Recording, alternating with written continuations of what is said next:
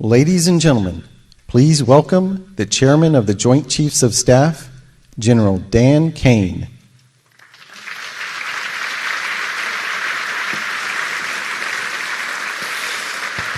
All right, generals, admirals, senior leaders, good morning. Wow, what a group here today. I will tell you that our enemies are terrified right now that we are all in the same room, and that is a true statement. Welcome everyone to Marine Corps Base Quantico and the first ever Key Leaders All Call. To the Commandant and all of the Marines that have made this event possible, thank you. This was no small feat to put this event together in short order, and I'm glad there's pull-up bars just outside. The SEALs in the corner out there are very happy about that. I regret to inform you there will not be a PT test after this event because I know you all would crush it.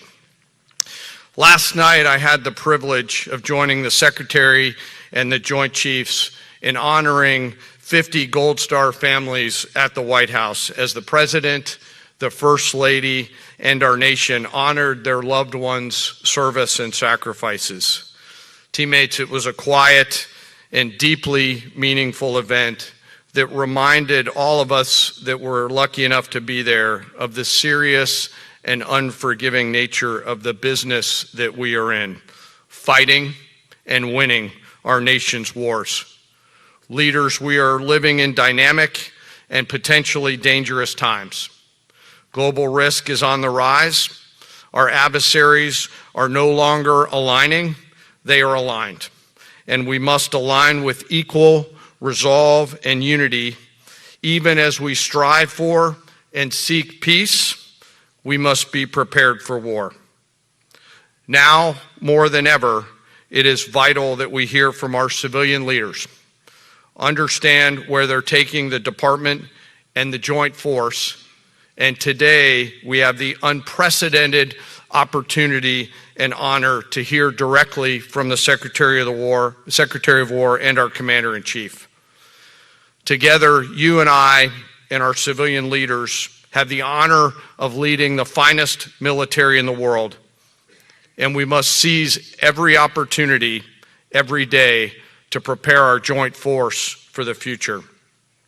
I am deeply humbled to serve with each and every one of you. And now it is my distinct honor to introduce our nation's Secretary of War, the Honorable Pete Hegseth.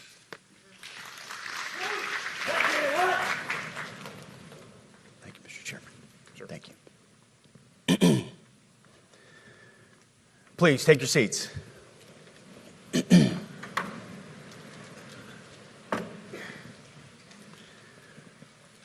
Well, Mr. Chairman, the Joint Chiefs, generals, admirals, commanders, officers, senior enlisted, NCOs, enlisted, and every member of our American military, good morning.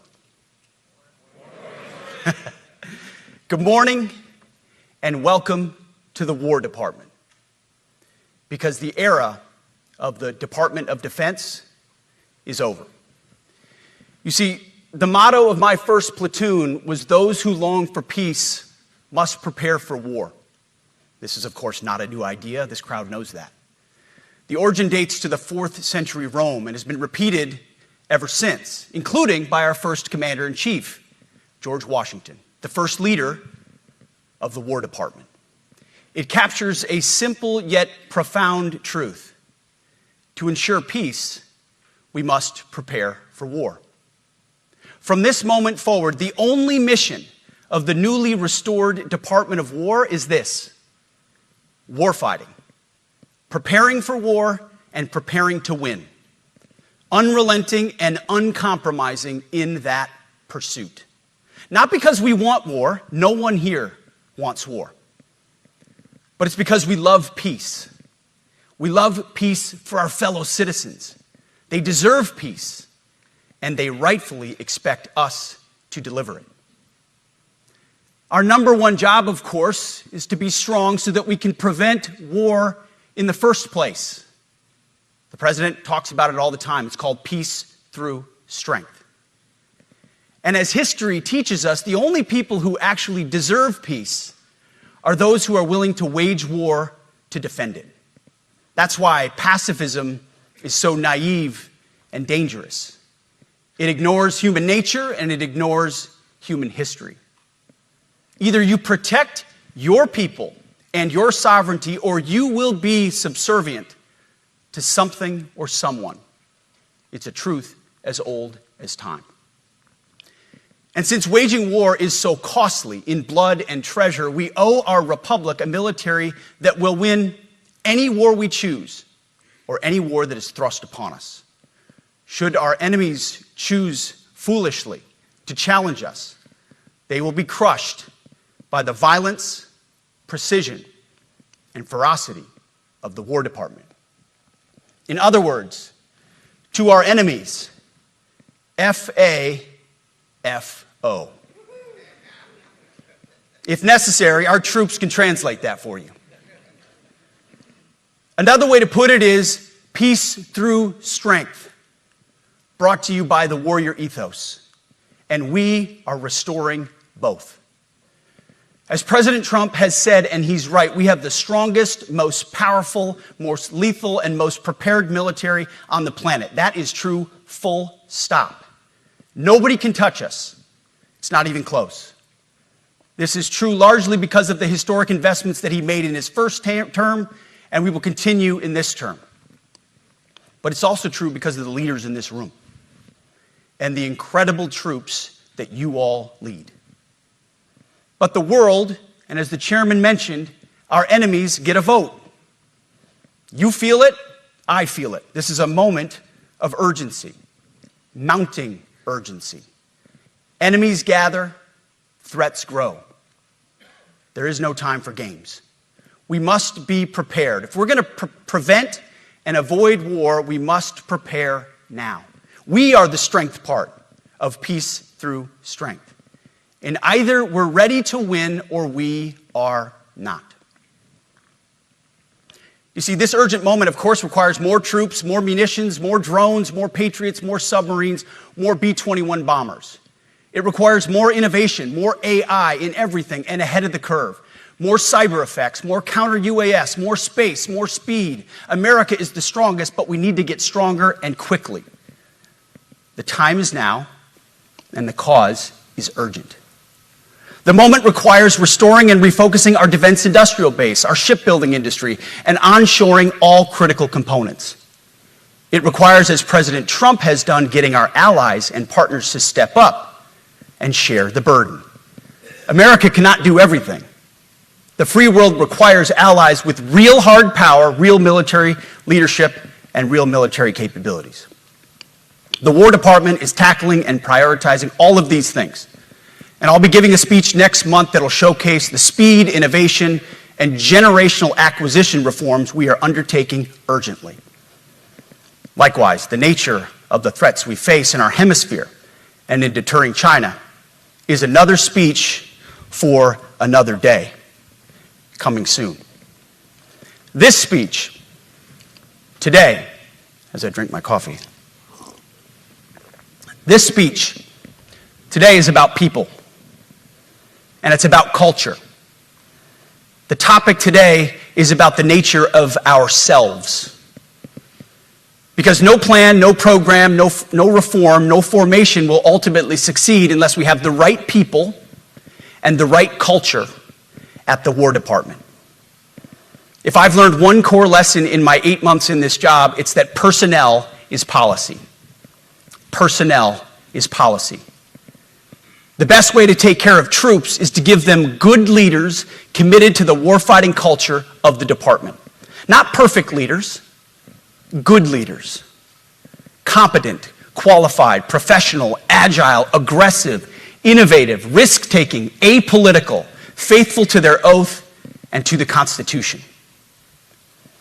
Eugene Sledge, in his World War II memoir, wrote, quote, "War is brutish, inglorious, and a terrible waste. Combat leaves an indelible mark on those who are forced to endure it. The only redeeming factors are my comrades' incredible bravery and their devotion to each other." In combat, there are thousands of variables, as I learned in Iraq and Afghanistan, and as so many of you did in so many more places. Leaders can only control about 3 of them. You control how well you're trained, mostly how well you're equipped, and the last variable is how well you lead. After that, you're unknown. Our warfighters are entitled to be led by the best and most capable leaders. That is who we need you all to be. Even then, in combat, even if you do everything right, you may still lose people because the enemy always gets a vote. We have a sacred duty to ensure that our warriors are led by the most capable and qualified combat leaders. This is one thing you and I can control. And we owe it to the force to deliver it. For too long, we have simply not done that. The military has been forced by foolish and reckless politicians to focus on the wrong things. In many ways, this speech is about fixing decades of decay. Some of it obvious, some of it hidden. Or as the chairman has put it, we are clearing out the debris, removing the distractions, clearing the way for leaders to be leaders. You might say we're ending the war on warriors. I heard someone wrote a book about that. For too long, we've promoted too many uniformed leaders for the wrong reasons, based on their race, based on gender quotas, based on historic so-called firsts. We've pretended that combat arms and non-combat arms are the same thing. We've weeded out so-called toxic leaders under the guise of double-blind psychology assessments, promoting risk-averse, go-along-to-get-along conformists instead. You name it, the department did it. Foolish and reckless political leaders set the wrong compass heading, and we lost our way. We became the woke department, but not anymore. Right now, I'm looking out at a sea of Americans who made a choice when they were young men and young women, to do something most Americans will not, to serve something greater than yourselves, to fight for God and country, for freedom and the Constitution. You made a choice to serve when others did not, and I commend you. You are truly the best of America. But this does not mean, and this goes for all of us, that our path to this auditorium on this day was a straight line, or that the conditions of the formations we lead are where we want them to be. You love your country, and we love this uniform, which is why we must do better. We just have to be honest. We have to say with our mouths what we see with our eyes, to just tell it like it is in plain English, to point out the obvious things right in front of us. That's what leaders must do. We cannot go another day without directly addressing the plank in our own eye, without addressing the problems in our own commands and in our own formations. This administration has done a great deal from day one to remove the social justice, politically correct, and toxic ideological garbage that had infected our department, to rip out the politics. No more identity months, DEI offices, dudes in dresses. No more climate change worship. No more division, distraction, or gender delusions. No more debris. As I've said before, and will say again, we are done with that shit. I've made it my mission to uproot the obvious distractions that made us less capable and less lethal. That said, the War Department requires the next step. Underneath the woke garbage is a deeper problem, and a more important problem that we are fixing and fixing fast. Common sense is back at the White House, so making the necessary changes is actually pretty straightforward. President Trump expects it. And the litmus test for these changes is pretty simple. Would I want my eldest son, who is 15 years old, eventually joining the types of formations that we are currently wielding? If in any way the answer to that is no, or even yes, but, then we're doing something wrong. Because my son is no more important than any other American citizen who dons the cloth of our nation. He is no more important than your son. All precious souls made in the image and likeness of God. Every parent deserves to know that their son or their daughter that joins our ranks is entering exactly the kind of unit that the Secretary of War would want his son to join. Think of it as the golden rule test. Jesus said, "Do unto others that which you would have done unto yourself." It's the ultimate simplifying test of truth. The new War Department golden rule is this: do unto your unit as you would have done unto your own child's unit. Would you want him serving with fat or unfit or undertrained troops? Or alongside people who can't meet basic standards? Or in a unit where standards were lowered so certain types of troops could make it in? In a unit where leaders were promoted for reasons other than merit, performance, and warfighting? The answer is not just no, it's hell no. This means at the War Department, first and foremost, we must restore a ruthless, dispassionate, and common sense application of standards. I don't want my son serving alongside troops who are out of shape, or in combat unit with females who can't meet the same combat arms physical standards as men, or troops who are not fully proficient on their assigned weapons, platform, or task, or under a leader who was the first, but not the best. Standards must be uniform, gender neutral, and high. If not, they're not standards. They're just suggestions. Suggestions that get our sons and daughters killed. When it comes to combat arms units, and there are many different stripes across our joint force, if not, they're not standards. They're just suggestions. Suggestions that get our sons and daughters killed. When it comes to combat arms units, and there are many different stripes across our joint force, the era of politically correct, overly sensitive, don't hurt anyone's feelings leadership ends right now. At every level, either you can meet the standard, either you can do the job, either you are disciplined, fit, and trained, or you are out. And that's why today, at my direction, and this is the first of 10 Department of War directives that are arriving at your commands as we speak and in your inbox. Today, at my direction, each service will ensure that every requirement for every combat MOS, for every designated combat arms position, returns to the highest male standard only. Because this job is life or death. Standards must be met. And not just met, at every level we should seek to exceed the standard, to push the envelope, to compete. It's common sense and core to who we are and what we do. It should be in our DNA. Today, at my direction, we are also adding a combat field test for combat arms units that must be executable in any environment at any time and with combat equipment. These tests, they'll look familiar. They'll resemble the Army Expert Physical Fitness Assessment or the Marine Corps Combat Fitness Test. I'm also directing that warfighters in combat jobs execute their service fitness test at a gender-neutral, age-normed male standard scored above 70%. It all starts with physical fitness and appearance. If the Secretary of War can do regular, hard PT, so can every member of our joint force. Frankly, it's tiring to look out at combat formations, or really any formation, and see fat troops.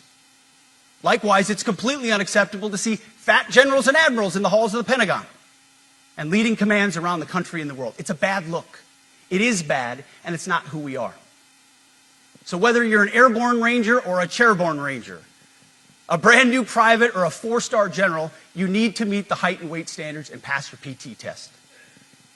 And as the chairman said, yes, there is no PT test. But today, at my direction, every member of the joint force at every rank is required to take a PT test twice a year, as well as meet height and weight requirements twice a year, every year of service. Also today, at my direction, every warrior across our joint force is required to do PT every duty day. Should be common sense. I mean, most units do that already, but we're codifying it. And we're not talking like hot yoga and stretching. Real hard PT, either as a unit or as an individual. At every level, from the Joint Chiefs to everyone in this room to the youngest private, leaders set the standard. And so many of you do this already. Active, Guard, and Reserve. This also means grooming standards. No more beards, long hair, superficial individual expression. We're going to cut our hair, shave our beards, and adhere to standards. Because it's like the broken windows theory of policing. It's like when you let the small stuff go, the big stuff eventually goes. So you have to address the small stuff. This is on duty, in the field, and in the rear. If you want a beard, you can join Special Forces. If not, then shave. We don't have a military full of Nordic pagans. But unfortunately, we have had leaders who either refuse to call BS and enforce standards, or leaders who felt like they were not allowed to enforce standards. Both are unacceptable. And that's why today, at my direction, the era of unprofessional appearance is over. No more beardos. The era of rampant and ridiculous shaving profiles is done.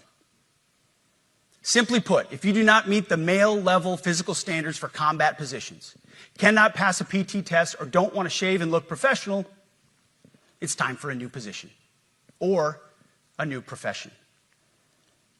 I sincerely appreciate the proactive efforts the secretaries have already taken in some of those areas, service secretaries. And these directives are intended to simply accelerate those efforts. On the topic of standards, allow me a few words to talk about toxic leaders. Upholding and demanding high standards is not toxic.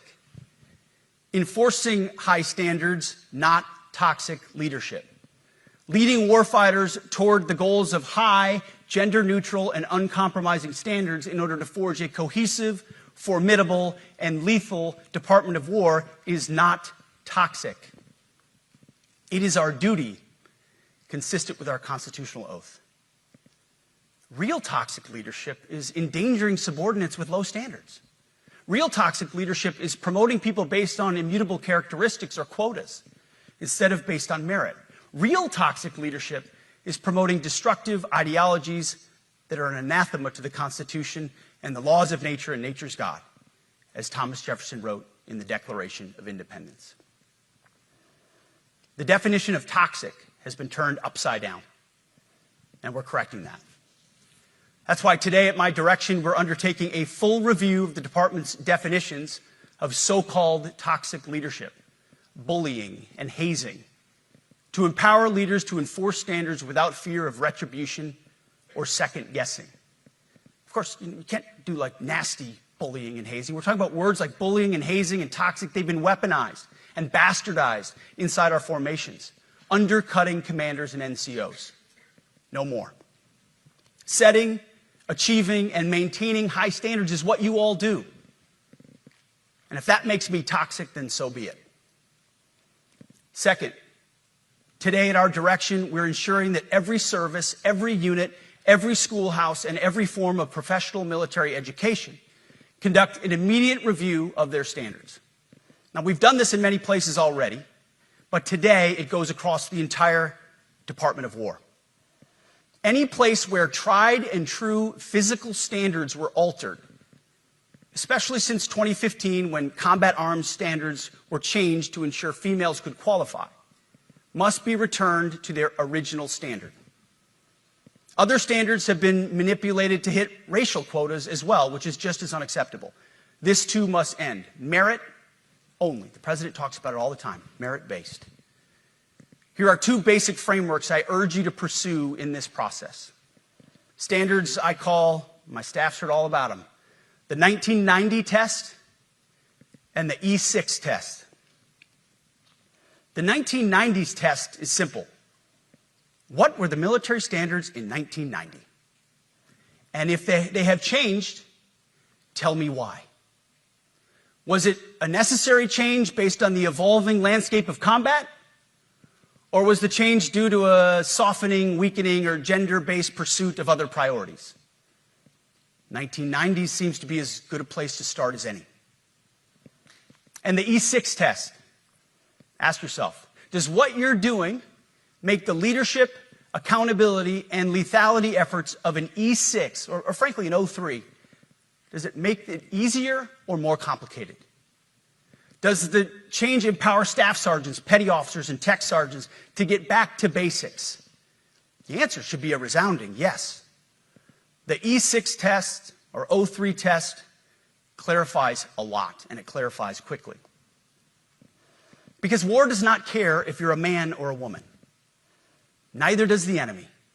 Nor does the weight of your rucksack, the size of an artillery round, or the body weight of a casualty on the battlefield who must be carried. This, and I want to be very clear about this, this is not about preventing women from serving. We very much value the impact of female troops. Our female officers and NCOs are the absolute best in the world. But when it comes to any job that requires physical power to perform in combat, those physical standards must be high and gender neutral. If women can make it, excellent. If not, it is what it is.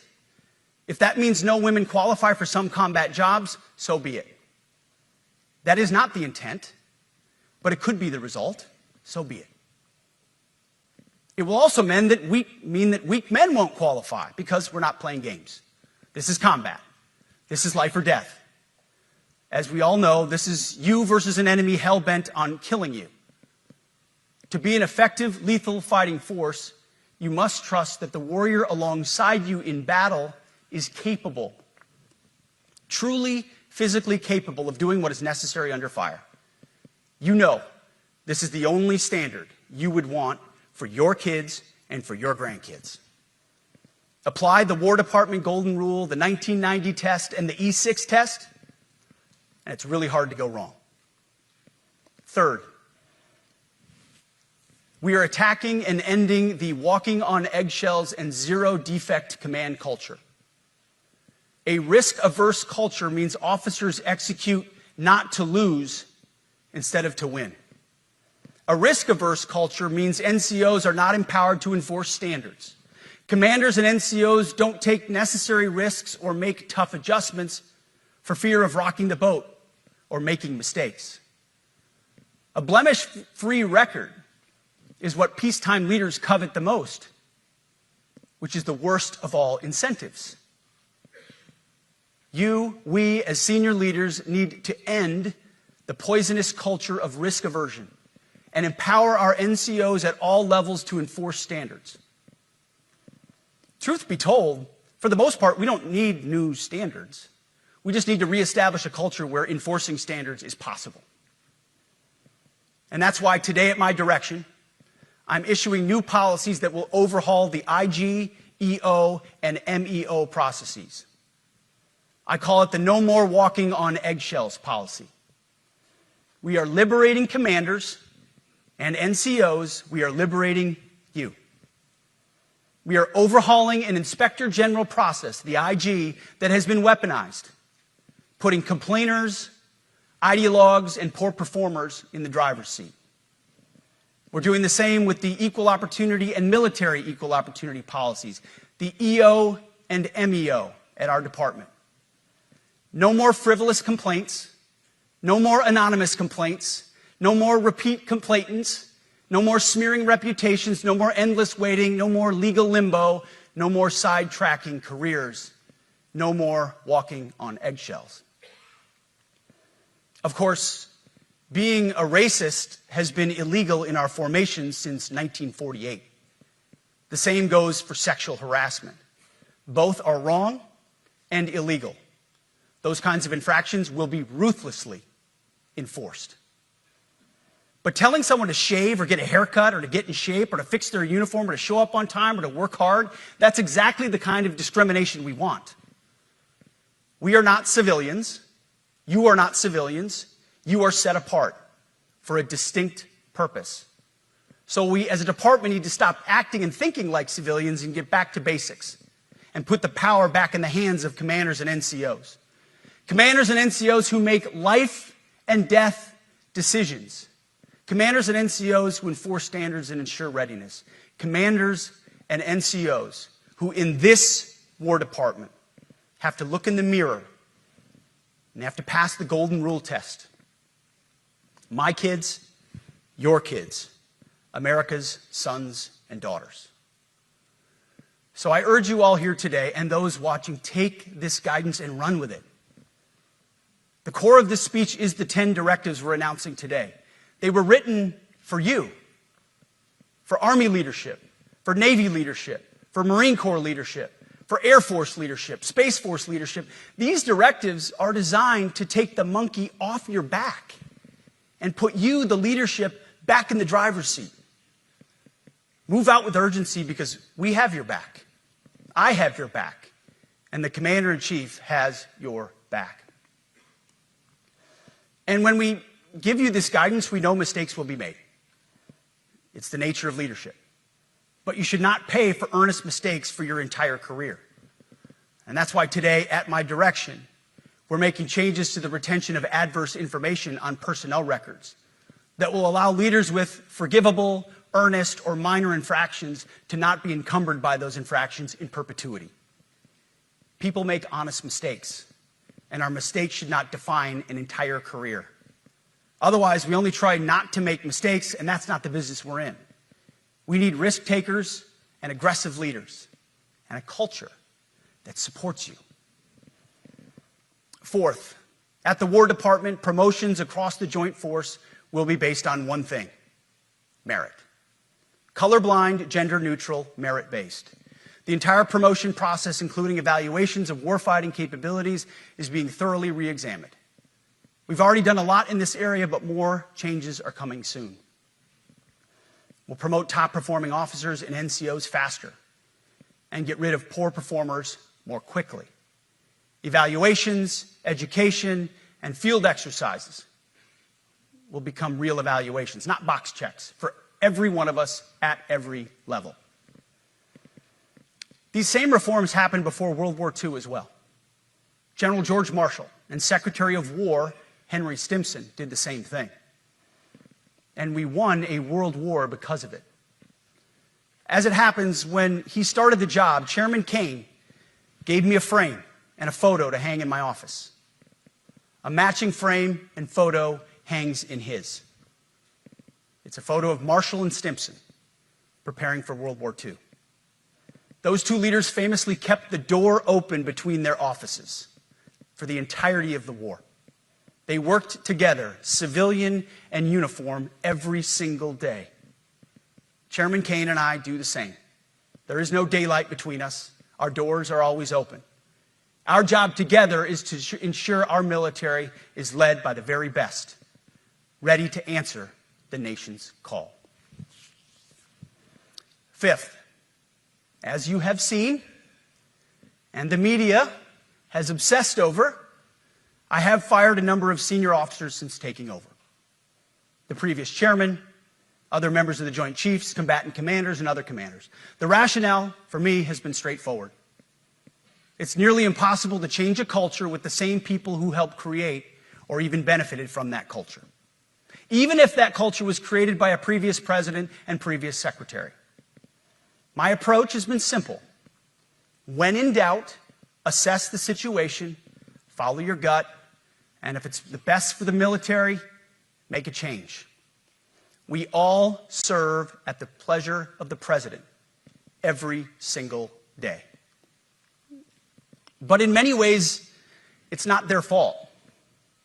It's not your fault. As foolish and reckless as the woke department was, those officers were following elected political leadership.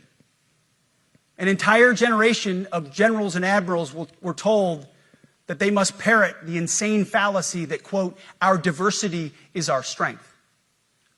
Of course, we know our unity is our strength. They had to put out dizzying DEI and LGBTQI+ statements. They were told females and males are the same thing, or that males who think they're females is totally normal. They were told that we need a green fleet and electric tanks. They were told to kick out Americans who refuse an emergency vaccine. They followed civilian policies set by foolish and reckless political leaders. Our job, my job, has been to determine which leaders simply did what they must to answer the prerogatives of civilian leadership, and which leaders are truly invested in the woke department, and therefore incapable of embracing the War Department and executing new lawful orders. That's it. It's that simple. So for the past 8 months, we've gotten a good look under the hood of our officer corps. We've done our best to thoroughly assess the human terrain. We've had to make trade-offs and some difficult decisions. It's more of an art than a science. We have been and will continue to be judicious, but also expeditious. The new compass heading is clear. Out with the Shirellis, the Mackenzies, and the Millies, and in with the Stockdales, the Schwarzkopfs, and the Pattons. More leadership changes will be made, of that I'm certain. Not because we want to, but because we must. Once again, this is life and death. The sooner we have the right people, the sooner we can advance the right policies. Personnel is policy. But I look out at this group, and I see great Americans. Leaders who have given decades to our great republic, at great sacrifice to yourselves and to your families. But if the words I'm speaking today are making your heart sink, then you should do the honorable thing and resign. We would thank you for your service. But I suspect, I know, the overwhelming majority of you feel the opposite. These words make your hearts full. You love the War Department because you love what you do, the profession of arms. You are hereby liberated to be an apolitical, hard-charging, no-nonsense constitutional leader that you joined the military to be. We need you locked in on the M, not the D, the E, or the I, not the DEI or the DIE of dime. By that I mean the M, military, of the instruments of national power. We have entire departments across the government dedicated to diplomatic, informational, and economic lines of effort. We do the M. Nobody else does. And our GOFOs need to master it in every domain and every scenario. No more distractions, no more political ideologies, no more debris. Now, of course, we're going to disagree at times. We would not be Americans if we didn't. Being a leader in a large organization like ours means having frank conversations and differences of opinion. You will win some arguments, and you will lose some arguments. But when civilian leaders issue lawful orders, we execute. We are professionals in the profession of arms. Our entire constitutional system is predicated upon this understanding. Now, it seems like a small thing, but it's not. This includes as well the behavior of our troops online. To that end, I want to thank and recognize the services for their new proactive social media policies. Use them. Anonymous, online, or keyboard complaining is not worthy of a warrior. It's cowardice masquerading as conscience. Anonymous, unit-level social media pages that trash commanders, demoralize troops, and undermine unit cohesion must not be tolerated. Again, O3s, E6s.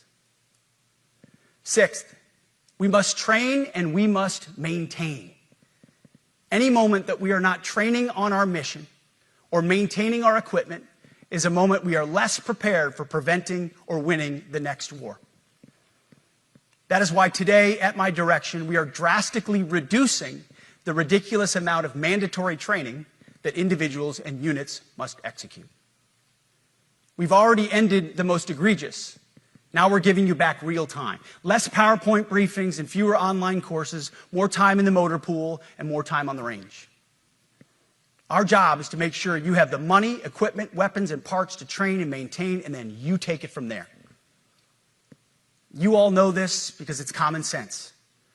The tougher and the higher the standards in our units, the higher the retention rates in those units.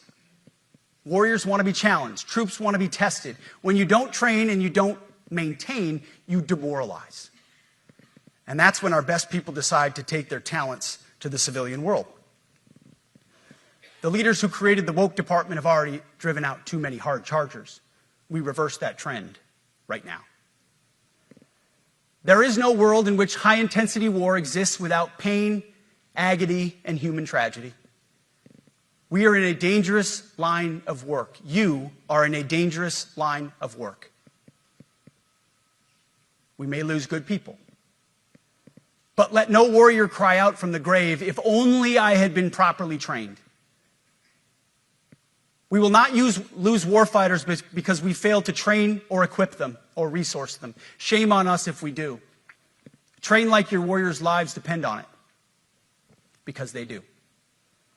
To that point, basic training is being restored to what it should be: scary, tough, and disciplined.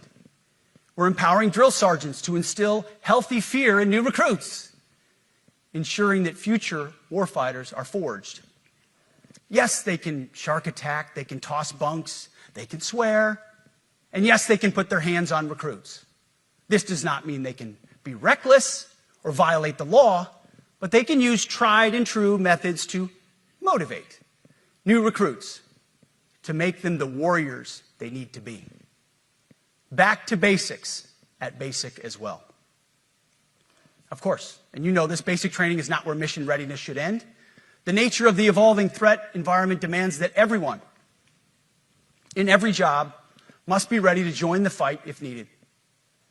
A core credo of the Marine Corps is every Marine a rifleman. It means that everyone, regardless of MOS, is proficient enough to engage an enemy threat at sea, in the air, or in a so-called rear area. We need to ensure that every member of our uniformed military maintains baseline proficiency in basic combat skills, especially because the next war, like the last, will likely not have a rear area. Finally, as President Trump rightly pointed out when he changed the department name, the United States has not won a major theater war since the name was changed to the Department of Defense in 1947. One conflict stands out in stark contrast: the Gulf War. Why?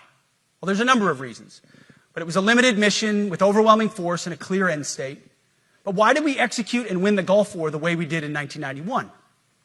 There's two overwhelming reasons. One was President Ronald Reagan's military buildup gave an overwhelming advantage. And two, military and Pentagon leadership had previous formative battlefield experiences. The men who led this department during the Gulf War were mostly combat veterans of the Vietnam War. They said never again to mission creep or nebulous end states. The same holds true today. Our civilian and military leadership is chock full of veterans from Iraq and Afghanistan who say never again to nation building and nebulous end states. This clear-eyed view, all the way in the White House, combined with President Trump's military buildup, postures us for future victories if, and we will, and when we embrace the War Department. And we must. We are preparing every day. We have to be prepared for war, not for defense. We're training warriors, not defenders. We fight wars to win, not to defend. Defense is something you do all the time. It's inherently reactionary and can lead to overuse, overreach, and mission creep. War is something you do sparingly, on our own terms, and with clear aims. We fight to win. We unleash overwhelming and punishing violence on the enemy. We also don't fight with stupid rules of engagement. We untie the hands of our warfighters to intimidate, demoralize, hunt, and kill the enemies of our country. No more politically correct and overbearing rules of engagement. Just common sense, maximum lethality, and authority for warfighters. That's all I ever wanted as a platoon leader. And it's all my E6 squad leaders ever wanted, back to that E6 rule. We let our leaders fight their formations, and then we have their back. It's very simple, yet incredibly powerful. A few months ago, I was at the White House when President Trump announced his Liberation Day for America's trade policy. It was a landmark day. Well, today is another Liberation Day. The liberation of America's warriors, in name, in deed, and in authorities. You kill people and break things for a living. You are not politically correct and don't necessarily belong always in polite society. We are not an army of one. We are a joint force of millions of selfless Americans. We are warriors. We are purpose-built, not for fair weather, blue skies, or calm seas. We were built to load up in the back of helicopters, 5 tons, or Zodiacs, in the dead of night, in fair weather or foul, to go to dangerous places, to find those who would do our nation harm, and deliver justice on behalf of the American people in close and brutal combat if necessary. You are different. We fight not because we hate what's in front of us. We fight because we love what's behind us. You see, the Ivy League faculty lounges will never understand us, and that's okay, because they could never do what you do. The media will mischaracterize us, and that's okay, because deep down they know the reason they can do what they do is you. In this profession, you feel comfortable inside the violence so that our citizens can live peacefully. Lethality is our calling card, and victory our only acceptable end state. In closing, a few weeks ago, at our monthly Pentagon Christian prayer service, I recited a commander's prayer. It's a simple yet meaningful prayer for wisdom for commanders and leaders. I encourage you to look it up if you've never seen it. But the prayer, it ends like this. And most of all, Lord, please keep my soldiers safe. Lead them, guide them, protect them, watch over them. And as you gave all of yourself for me, help me give all of myself for them. And amen. I have prayed this prayer many times since I've had the privilege of being your secretary. And I will continue to pray this prayer for each of you as you command and lead our nation's finest. Go forth and do good things, hard things. President Trump has your back, and so do I. And you'll hear from him shortly. Move out and draw fire, because we are the War Department. Godspeed. Room, attention.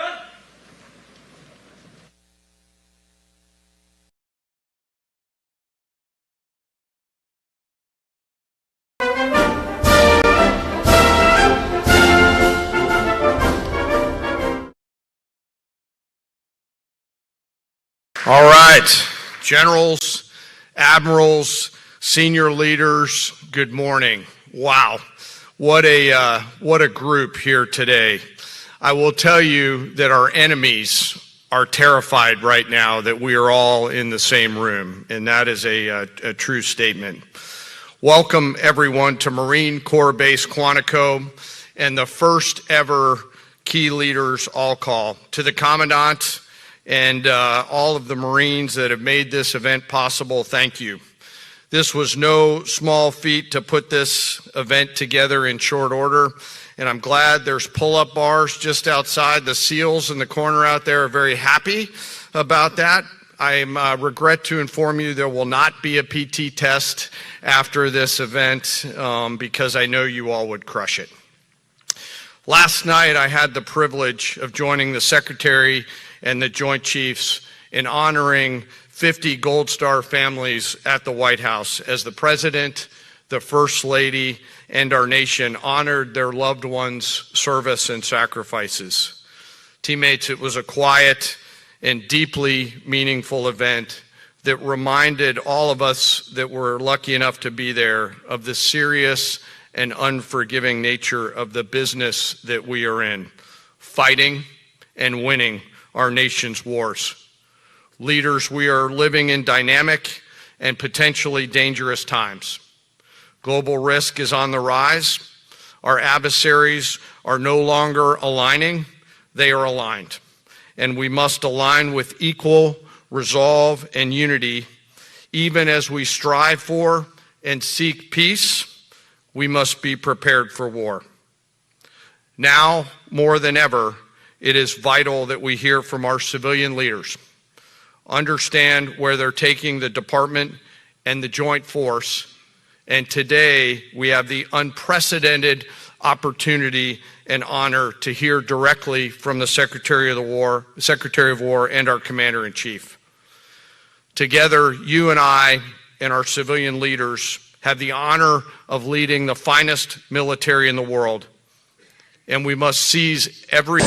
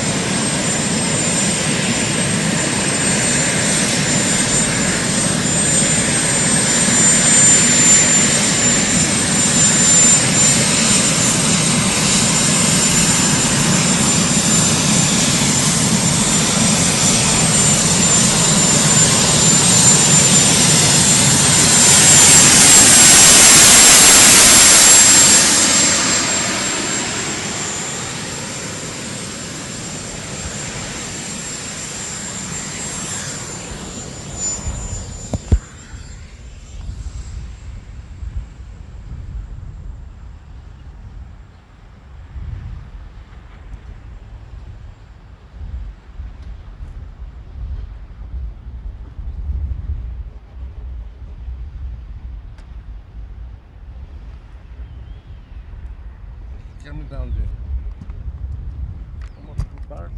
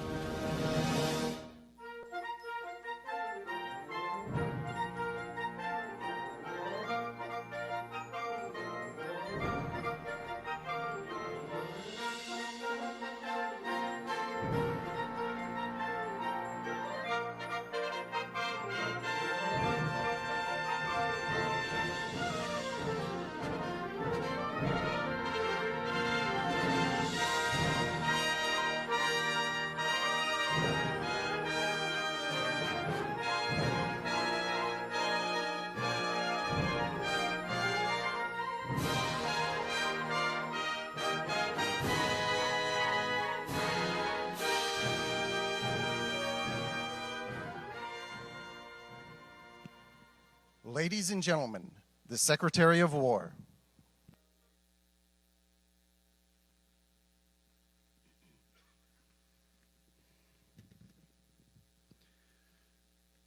Well, you've heard from me, so now it's the main event, our Commander-in-Chief. I have the privilege every single day of watching him put America first, of ensuring that our warfighters have everything they need. His compass is clear. He's easy to follow because you know he has our back. I was thinking backstage, the man who was the Commander-in-Chief when the War Department was created was George Washington. The man who was president when the War Department was reestablished is President Trump. And when he found out about this gathering of senior leaders, he said, I would be honored to come in order to address and thank the incredible Americans who defend our nation. He said, I would be honored to come in order to address and thank the incredible Americans who defend our nation. He has a heart full of gratitude and love for what you do, and we get a chance to see it every day. And I'm honored that this morning you all firsthand get to see it as well. So ladies and gentlemen, join me in welcoming the 45th and 47th President of the United States.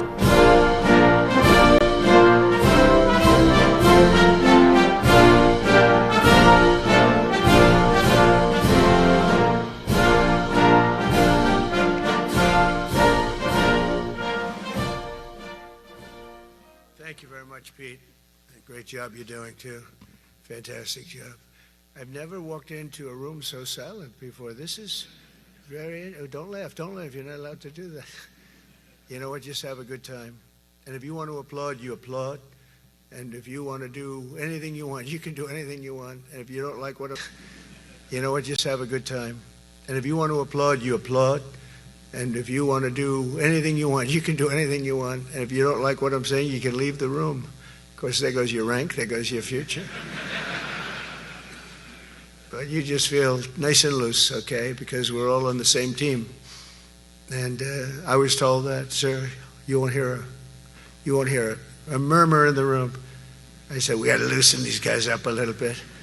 So you just have a good time. But I want to thank Secretary Hegseth and General Kaine. General Raisin Kaine, for a reason, they call him that. When I heard his name, I said, you're the guy I'm looking for. The Joint Chiefs of Staff and so many others in this room who together represent the greatest and most elite fighting force in the history of the world, the United States military. We're very proud of our military. I rebuilt the military during my first term. It's one of the greatest achievements. We had the greatest economy in history, and I built the military. Those are the two things I say more than anything else. And I also kept us safe at the borders. We had very good borders. We didn't have people coming in from jails and prisons and everything like took place over the last 4 years. They'll never forget what happened to this country over the last 4 years with the incompetence. There could be no higher honor than to serve as your Commander-in-Chief. It is a great honor. I look at you, you're just incredible people. Central casting, I might add.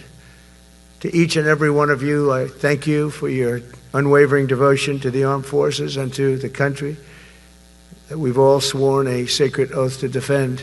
We all have that oath, every one of us. I'm thrilled to be here this morning to address the senior leadership of what is once again known around the world as the Department of War. I know Pete spoke about it. He gave a great speech, I thought. Great speech. I don't want him to get so good. I hate that. You know? No, I hate it. I almost fired him. I said, you can't, I don't want to go on after that. No, he gave a great speech, but he talked about Department of War. We were sitting there. I said, didn't it used to be called the Department of War? And he goes, yes, sir. They changed it like in the early 50s. So we won the First World War. We won the Second World War. We won everything in between and everything before that. We only won. And then we went, in a way, woke. That was probably the first sign of wokeness. And we changed it to defense instead of war. And I said, what do you think? How do you think if we changed it back? Would that be a nice idea? And Pete loved it immediately. Some people thought about it. You know, they gave it a little thought. But in the end, we did it. And I have to be honest, it's so popular. I thought it would be met with fury on the left, but they're sort of giving up, I must be honest with you. They've had it. They've had it with Trump. They've been after me for so many years now. Here we are. Here we are. Come to the White House anytime you'd like. No, they've given up. They're bad, a lot of bad people. But all over, that's been so popular. It's been very popular. I really thought that we were going to have to sort of fight it through. There's been no fight. There's been no fight. Like what I called the Gulf of America, because to me it was always the Gulf of America. I could never understand. We have 92% of the frontage. And for years, actually 350 years, they were there before us. It was called the Gulf of Mexico. I just had this idea. I'm looking at a map. I'm saying, we have most of the frontage. Why is it Gulf of Mexico? Why isn't it the Gulf of America? And I made the change, and it went smoothly. I mean, we had a couple of fake news outlets that refused to make the change. And then one of them, AP, took us to court, and we won. And the judge, who was a somewhat liberal judge, said, the name is the Gulf of America, because AP refused to call it the Gulf of America. They wrote, they're not a good outfit, by the way. They call it the Gulf of Mexico. I said, no, the Gulf of America is the name. And the judge actually said that, in fact, you can't even go into the room because what you're doing is not appropriate. The name is the Gulf of America. Google Maps changed the name. Everybody did, but AP wouldn't, and then we won in court. How about that? Isn't that so cool?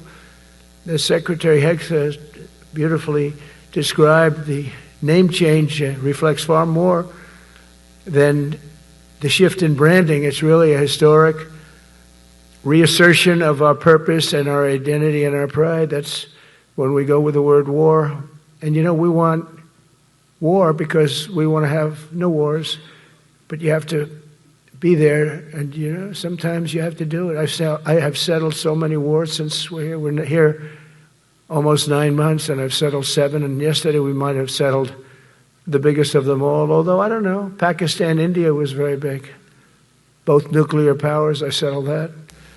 But yesterday could be the settlement in the Middle East. That hasn't happened for 3,000 years. I said, how long have you been fighting? 3,000 years, sir. That's a long time. But we got it, I think, settled. We'll see. Hamas has to agree. And if they don't, it's going to be very tough on them, but it is what it is. But all of the Arab nations, Muslim nations have agreed. Israel has agreed. It's an amazing thing. It just came together. War is very strange, you know. You never know what's going to happen with war. The easiest one of them all is Putin. I said, number one, it's a war that would have never happened if I were president, if the election weren't rigged. And if I were president, that war would have never happened, not even a little chance. And it didn't happen for 4 years. But I knew Putin very well, and I thought that would be easy because I know him so well. Well, that one turned out to be the hardest of them all. We had some that were not settlable, and they all got settled. So if this works out, that we did yesterday with the Middle East, then that's more than a war. That's lots of wars. That's all combined. That's a lot of wars. Many of you were over there in many different capacities in many different countries. That's a big part of the earth. But if that works out, it would be 8+. I'm going to give myself 2 or 3 for that one. And then we just have the one to settle, and we have to settle it up with President Putin. And Zelensky, got to get them together and get it done. But the only way we can do that is through strength. I mean, if we were weak, they wouldn't even take my phone call. But we have extreme strength. We had the horror show in Afghanistan, which is really the reason I think that Putin went in. He saw that horror show by Biden and his team of incompetent people. And that showed, I think it gave him a path in. I wasn't there any longer. I watched that, and it was so horrible. I think it was the most embarrassing day in the history of our country. And now we're back. And that's it. We're not going to have any of that crap happen, I can tell you. That was terrible, so terrible. Together we're reawakening the warrior spirit, and this is a spirit that won and built this nation. And from the cavalry that tamed the Great Plains to the ferocious, unyielding power of Patton Bradley and the great General Douglas MacArthur. These are all great men in this effort. We're a team, and so my message to you is very simple. I am with you, I support you, and as president, I have your backs 100%. You'll never see me even waver a little bit. It's the way it is. And that includes our great police officers and firemen and all of these people that are doing so well. Together over the next few years, we're going to make our military stronger, tougher, faster, fiercer, and more powerful than it has ever been before. I rebuilt our nuclear, as you probably know, but we'll upgrade that also and just hope we never have to use it. We have to hope we never have to use it, because the power of that is so incredible. I see things, I don't think they'd show it to you. I really wouldn't want them to show it to you. But when you see the result of what's left, you never want to use that. Never, never, ever. We were a little bit threatened by Russia recently, and I sent a submarine, nuclear submarine, the most lethal weapon ever made. Number one, you can't detect it. There's no way. We're 25 years ahead of Russia and China in submarines. Russia's actually second in submarines. China's third, but they're coming up. They're coming up. They're way lower in nuclear too, but in 5 years they'll be equal. They're coming up. And you don't have to be that good with nuclear. You could have 1/20th what you have now and still do the damage that would be, that'd be so horrendous. But I announced that, based on his mention of nuclear, and it was written over to the coast of Russia, just to be careful, because we can't let people throw around that word. I call it the N word. There are two N words, and you can't use either of them. You can't use either of them. And frankly, if it does get to use, we have more than anybody else. We have better, we have newer, but it's something we don't ever want to even have to think about. But when somebody mentions it, that submarine started immediately thereafter. And it's just lurking, but I'm sure we're not going to have to use it. But it's an amazing, it's undetectable, totally. Ours is, theirs isn't. Theirs are totally detectable. We can detect them easily. We go right to the spot.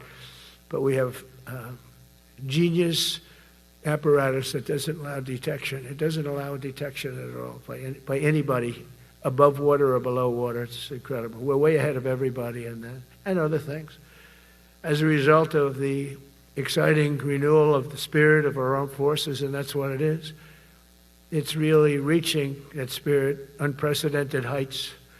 Over the past 8 months, new enlistments, I'm so proud of this, have surged to record highs, the highest we've ever had. And we used to have recruiting shortages.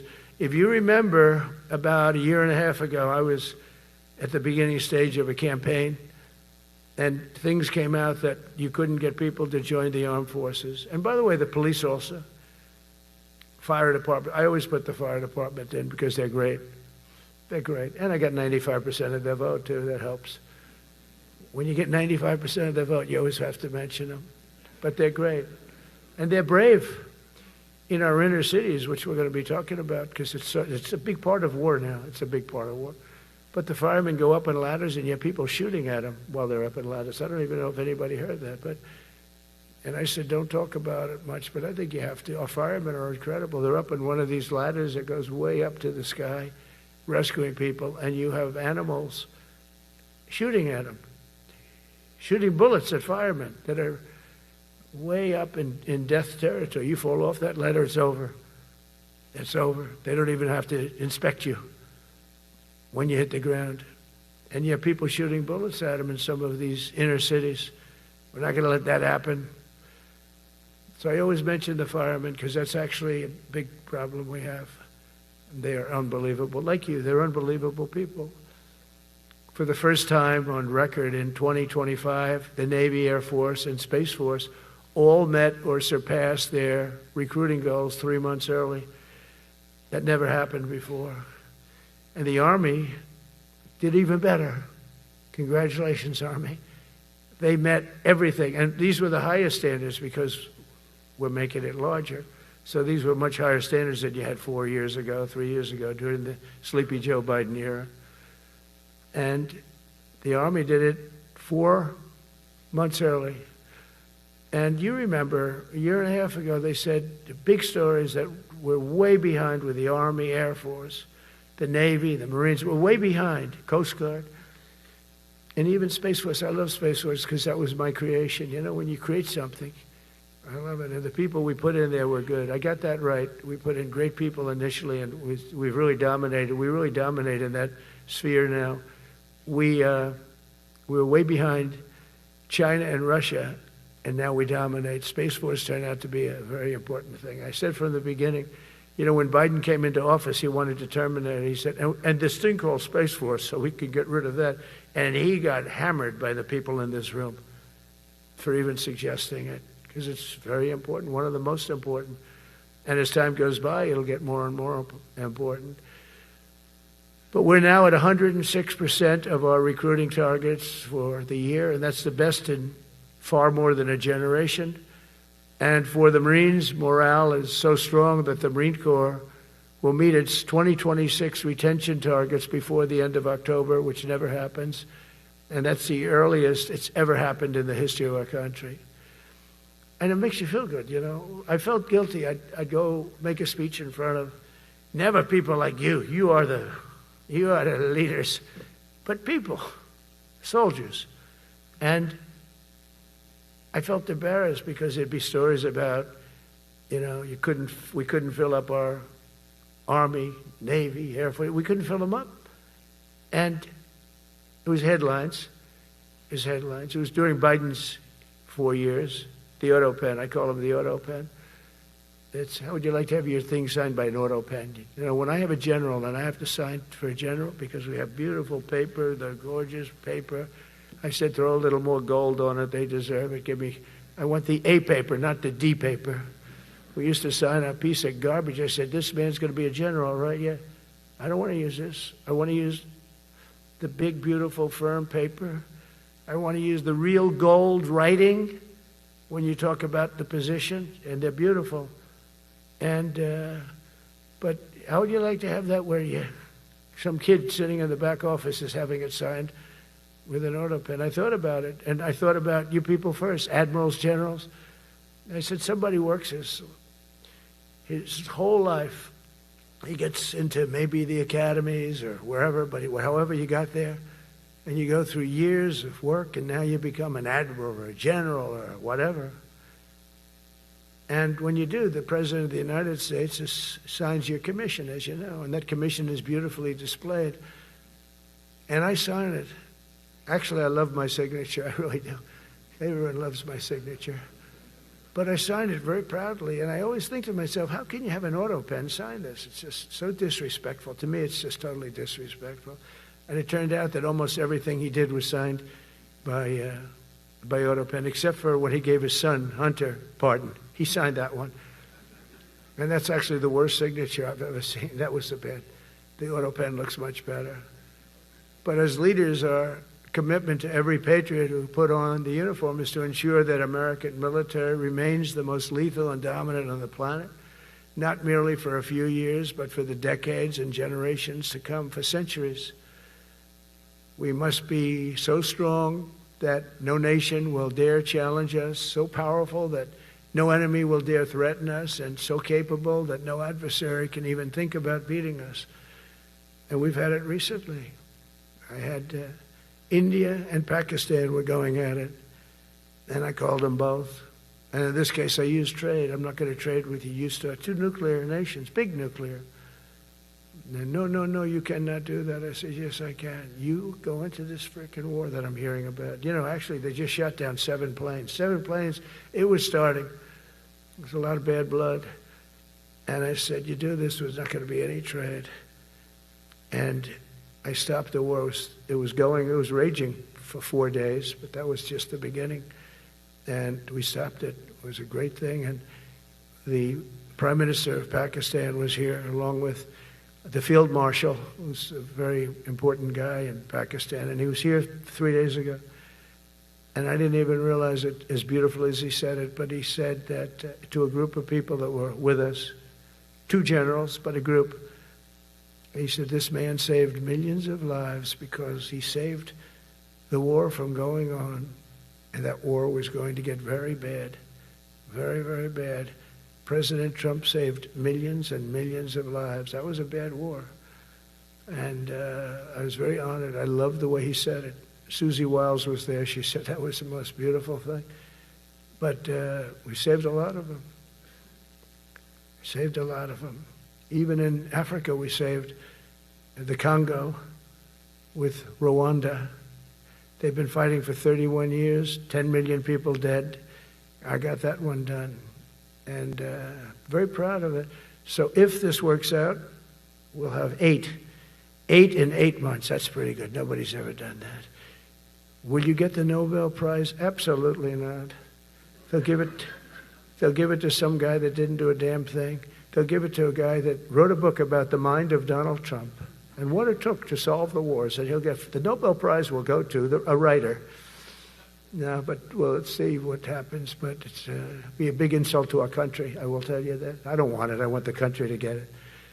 It should get it because there's never been anything like it. Think of it. So if this happens, I think it will. I don't say that lightly because I know more about deals than anybody. This is what my whole life was based on. And they can change, and this can certainly change. But we have just about everybody. We have one signature that we need, and that signature will pay in hell if they don't sign. I hope they sign for their own good and we create something really great. But to have done 8 of them is just like such an honor. And then we have Putin and Zelensky. The easiest one of them all. I said, that one I'll get done. I thought that was going to be first. The others are much harder, some of them. Azerbaijan this was going on for 36 years. They said, it's not solvable, sir. Don't do it. I said, I will do it. I will do it. And I got on the phone with the 2 countries. They were great. They were great. I knew immediately. I knew as soon as I started talking to them, we're going to solve that war. We did. Now they're so happy. Now they're friends. One said he's been president for 32 years, 22 years. He said, for 22 years, I did nothing but kill his people. They were in the room together at the Oval Office. And they started off spread like this. I have the beautiful Resolute desk. And one was here, and one was here. You couldn't get further away. That's the furthest I've ever seen 2 people in front of me. And as the hour went by, they got closer, closer, closer. And at the end of the hour, we had it done. And they hugged and hugged and hugged. And I said, that's so nice, and you're going to remain friends. And I spoke to them, one of them the other day. He said, no, he's now my friend. But for 22 years, he's been the head of Azerbaijan for 22 years. And the other guy, great guy too, 7. And you know that war, that was a war that was not solvable. He said for 7 years. The other one said for 22 years. All I did was kill his people. That's all I've done. I said, well, we're going to put a stop to that. So we solved that. So it's a great thing. It's a great feeling. You're saving Kosovo and Serbia. You're saving so many lives doing this if you can do it. But our people deserve nothing less than the very best, and we're never going to let them down. And if we can solve wars instead of you having to fight wars, wouldn't that be wonderful, right? Wouldn't that be wonderful? That's why one of the first executive orders I signed upon taking office was to restore the principle of merit. That's the most important word, other than the word tariff. I love tariffs. Most beautiful word. But I'm not allowed to say that anymore. I said tariff is my favorite word. I love the word tariff. We're becoming rich as hell. We have a big case in front of the Supreme Court, but I can't imagine.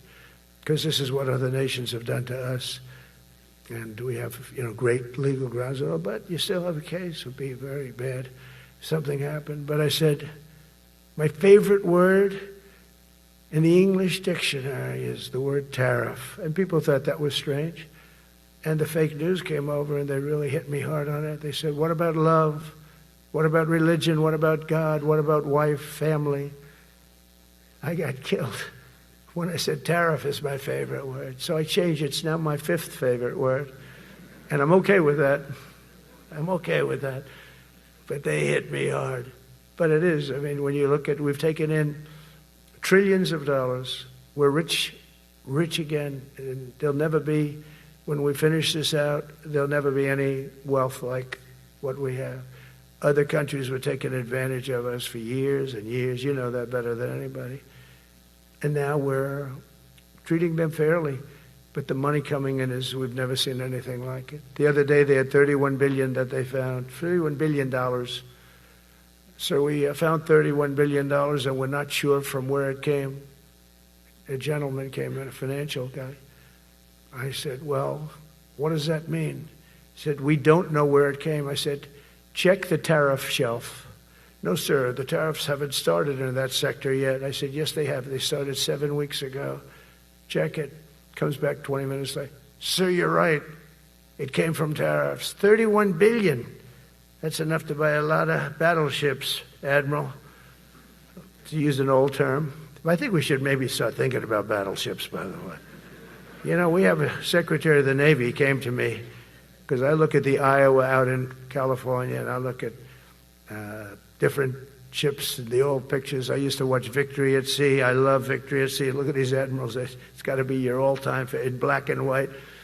And I look at those ships. They came with the destroyers alongside of them, and man, nothing was going to stop. They were 20 deep, and they were in a straight line, and there was nothing going to stop them. And we actually talk about, you know, those ships. Some people would say, no, that's old technology. I don't know. I don't think it's old technology when you look at those guns. But it's something we're actually considering, the concept of battleship. Nice 6-inch sides, solid steel, not aluminum. Aluminum that melts if it looks at a missile coming at it. It starts melting as the missile's about 2 miles away.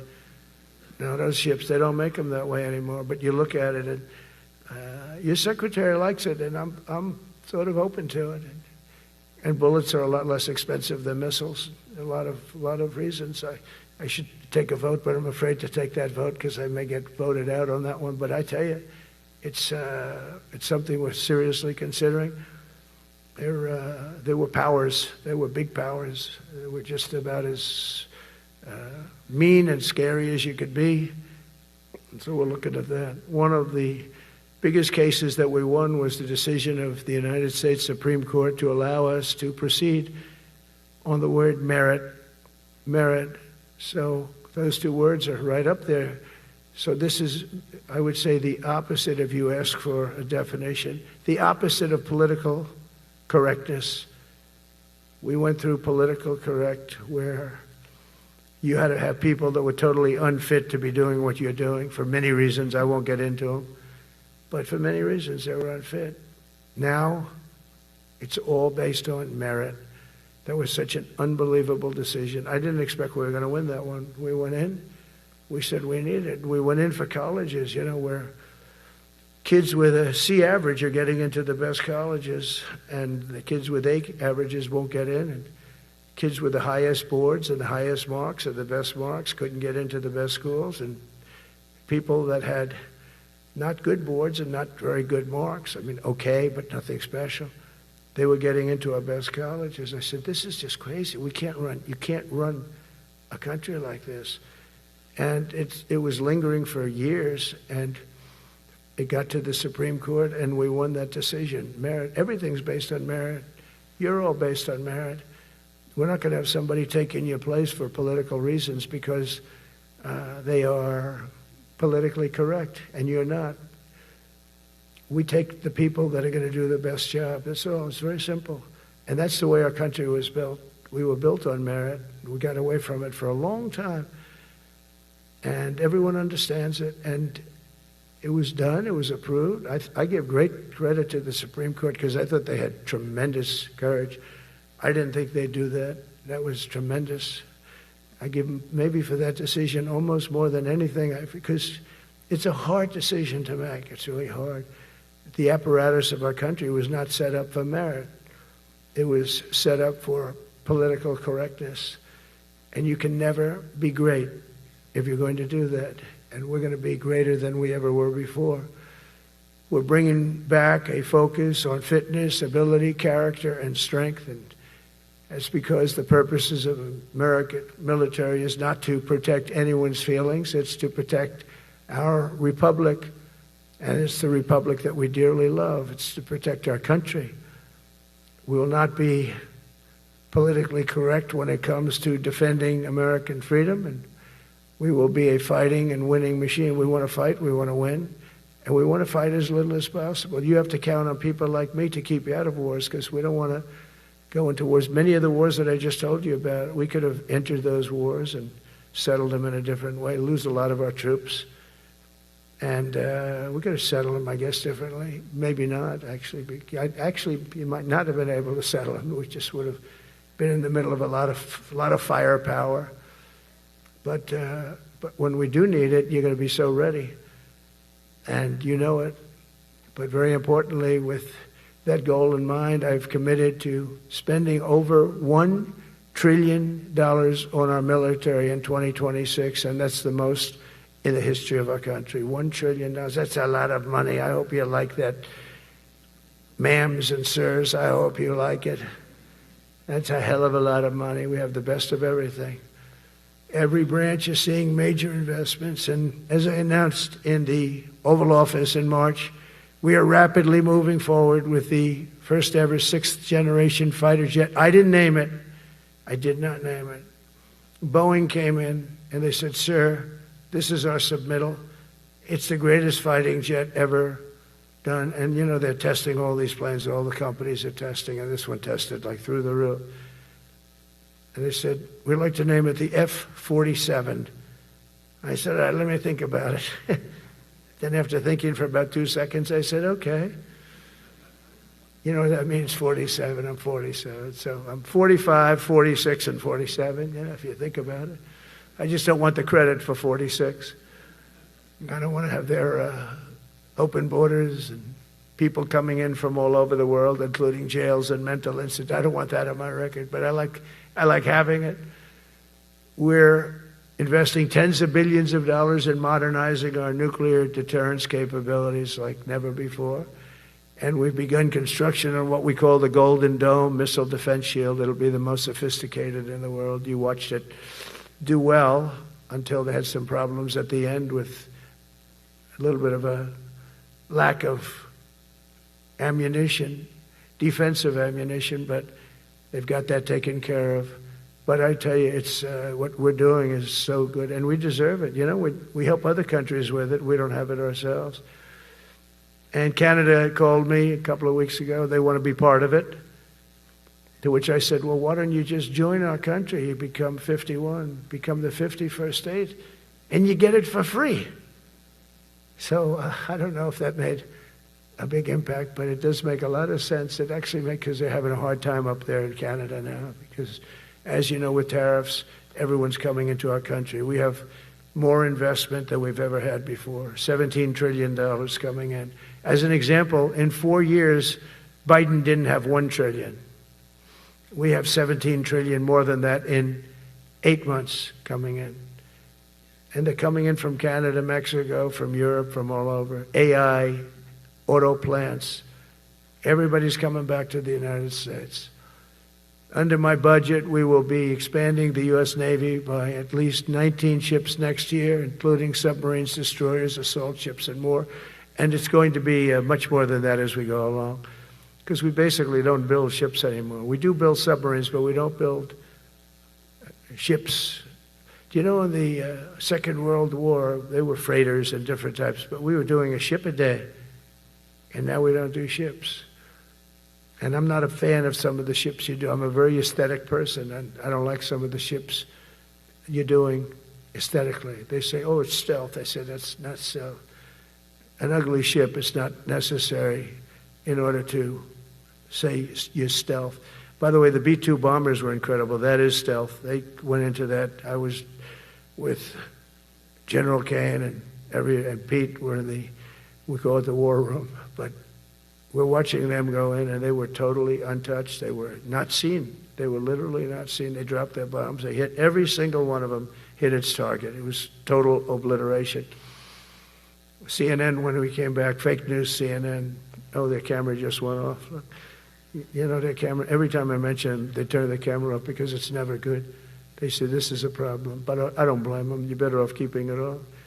But they have some scammer reporter who started saying, without any knowledge, that he may not have hit the targets as well as they thought. It may not have been obliteration. He did hit the targets, and I got to give us a little credit, right? It was obliteration, it turned out.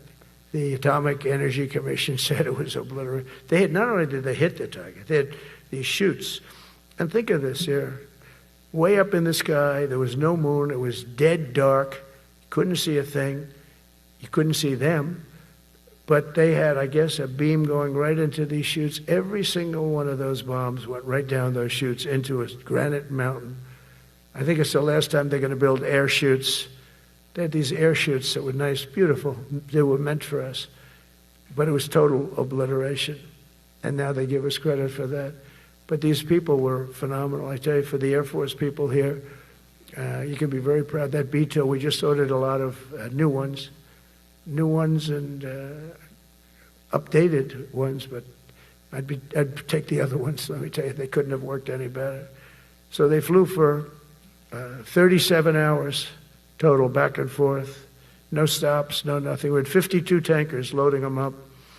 And that's a job I wouldn't necessarily want too much, flying a tanker, loaded up with hundreds of thousands of gallons of fuel. I don't know if I'd do that job. I asked the question, what happens if it gets hit? Sir, you don't want to know about that, right? I don't want to know about that. But those guys, they just hear us. They're incredible. I had them all to the Oval Office. We had the B-2 pilots and a lot of the people, even the people that took care of them, the maintenance people, just as important. We had them all to the White House, gave them a big party on the lawn, brought some of them into the Oval Office. But on top of all this, we'll deliver a hard-earned pay raise of 3.8% to every soldier, sailor, airman, Coast Guardsman, Space Guardman, and Marine, something you weren't getting from the past administration. They did not treat you with respect. They're Democrats. They never do. Not only are we rebuilding our great strength, but for the first time in years, my administration is actually using that strength to defend the core and vital interests of America. And very simply, we are putting America first. And I have since I've been elected. I've always put America first. It's sort of simple, you know, when you think. My campaign was run on common sense, and we did great. We got the highest numbers ever received in terms of districts. You know, they have it broken up, 2,500 versus 525. We won every swing state. We won the popular vote. We won everything. We won everything. You have to take a look at the map. It's almost entirely red, except there's a little blue line on each coast, and I think that's going to disappear too. We did really great, and part of it is because of our success with the military, the rebuilding of the military, the vote that I got from the military, and they're vicious people, you know, that we have to fight, just like you have to fight vicious people. Mine are different, a different kind of vicious, but they spread all these horrible, you know, they made up statements and said what I said about everything, but even about the military. But fortunately, the military didn't believe it. It's hard. You know, they make up a statement and they said, you say it. We had 25 people that said he never said that. 25. We had 25 affidavits. And they said, well, we're going with it anyway. You know, these sleazebags. And it's why the press is really losing all power, because people aren't believing it. We need an honest press. We need borders. We need borders. We need an honest press. We need fair elections. I mean, those three things. And we don't have an honest press. We have a really corrupt press. But we fight through the corrupt press. And the people understand you have to do this stuff a lot. You have to go on television a lot, because you can't get a fair shake if you're going to rely on somebody else. They don't understand. They've destroyed the image of media. Now is at the lowest point it's ever been. It's lower than Congress. Can you believe that? It's something. But together with many of you in the room, we've brought back the fundamental principle that defending the homeland is the military's first and most important priority. That's what it is. Only in recent decades did politicians somehow come to believe that our job is to police the far reaches of Kenya and Somalia, while America is under invasion from within. We're under invasion from within. No different than a foreign enemy. but more difficult in many ways because they don't wear uniforms. At least when they're wearing a uniform, you can take them out. These people don't have uniforms. But we are under invasion from within. We're stopping it very quickly.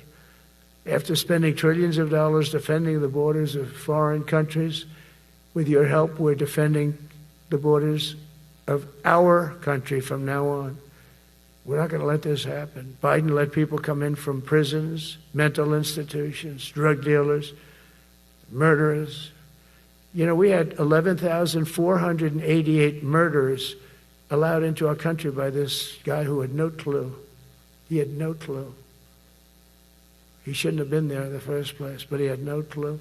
The people that ran the office, the White House, were people that surrounded him, radical left lunatics that are brilliant people, but dumb as hell when it came to policy and common sense. And they allowed people from all over the world, from the Congo. They opened up prisons in the Congo. They came into our country totally unmatched, unvetted, unchecked. And from all over, South America, not just South America. You know, you think South America, no, but from all over. A lot came in from Venezuela. Venezuela emptied its prison population into our country. That's why they have Tren de Aragua, one of the worst gangs ever. But we took care of them. We took good, strong care of them. And I just want to thank the National Guard in Washington, D.C. It's embarrassing to say this. Now I can say it because we solved it. But Washington, D.C. was the most unsafe, most dangerous city in the United States of America. And to a large extent, beyond. And beyond that. You go to Afghanistan, they didn't have anything like that. You go to countries that you would think there's problems, they didn't have that. And now Washington, D.C., after 12 days of serious, serious intensity, we took out 1,700 career criminals. If you have 5 career criminals, they can make your numbers look very bad because they'll commit many crimes a day. But we took out 1,700, and they took them out. There was no doubt who the boss was. They did an unbelievable job. Then they started even cleaning. I said, I don't want them doing that, sir. They were cleaning it up. I drove through it 2 days ago. It was beautiful. People are walking down the street holding hands, man and wife, coming from Iowa. They're not worried about being shot. Washington, D.C. is now a safe city. In fact, I went out to dinner with my crew. I haven't done that. In theory, I wouldn't do it. And I felt totally safe. And nobody's been attacked. Nobody's been hurt. Washington, D.C. went from our most unsafe city to just about our safest city in a period of a month. We had it under control in 12 days, but give us another 15, 16 days, it's perfect. And people other than politicians that look bad, they think, you know, the Democrats run most of the cities that are in bad shape. We have many cities in great shape too, by the way, I want you to know that. But it seems that the ones that are run by the radical left Democrats, what they've done to San Francisco, Chicago, New York, Los Angeles, they're very unsafe places, and we're going to straighten them out one by one. And this is going to be a major part for some of the people in this room. That's a war, too. It's a war from within. Controlling the physical territory of our border is essential to national security. We can't let these people in. You know, we had no people enter in the last 4 months. 0. Even I can't believe that. You know, we had millions coming in, pouring in. 25 million all told, and of those 25 million, many of them should never be in our country. They would take their worst people and their people from prisons and jail, and they'd put them in a caravan and they'd walk up. CNN was interviewing one person. Oh, why are you coming? I want freedom. Good. Were you in jail? Yes. For what? Murder. He said, you're in for, you had to see this anchor, a young woman. She's like, I couldn't believe it. She'll probably lose her job, but because the left doesn't want to hear that.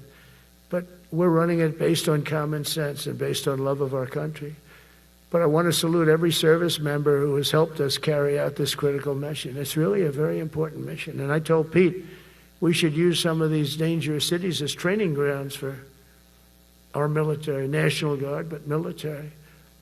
Because we're going into Chicago very soon. That's a big city with an incompetent governor, stupid, They threw him out of his family business. He was so stupid. I know the family. He becomes governor. He's got money. Not money that he made, but he ran for governor, he won, and now he criticizes us all the time. And last week they had 11 people murdered, 44 people shot. The week before that they had 5 people murdered, 28 people shot.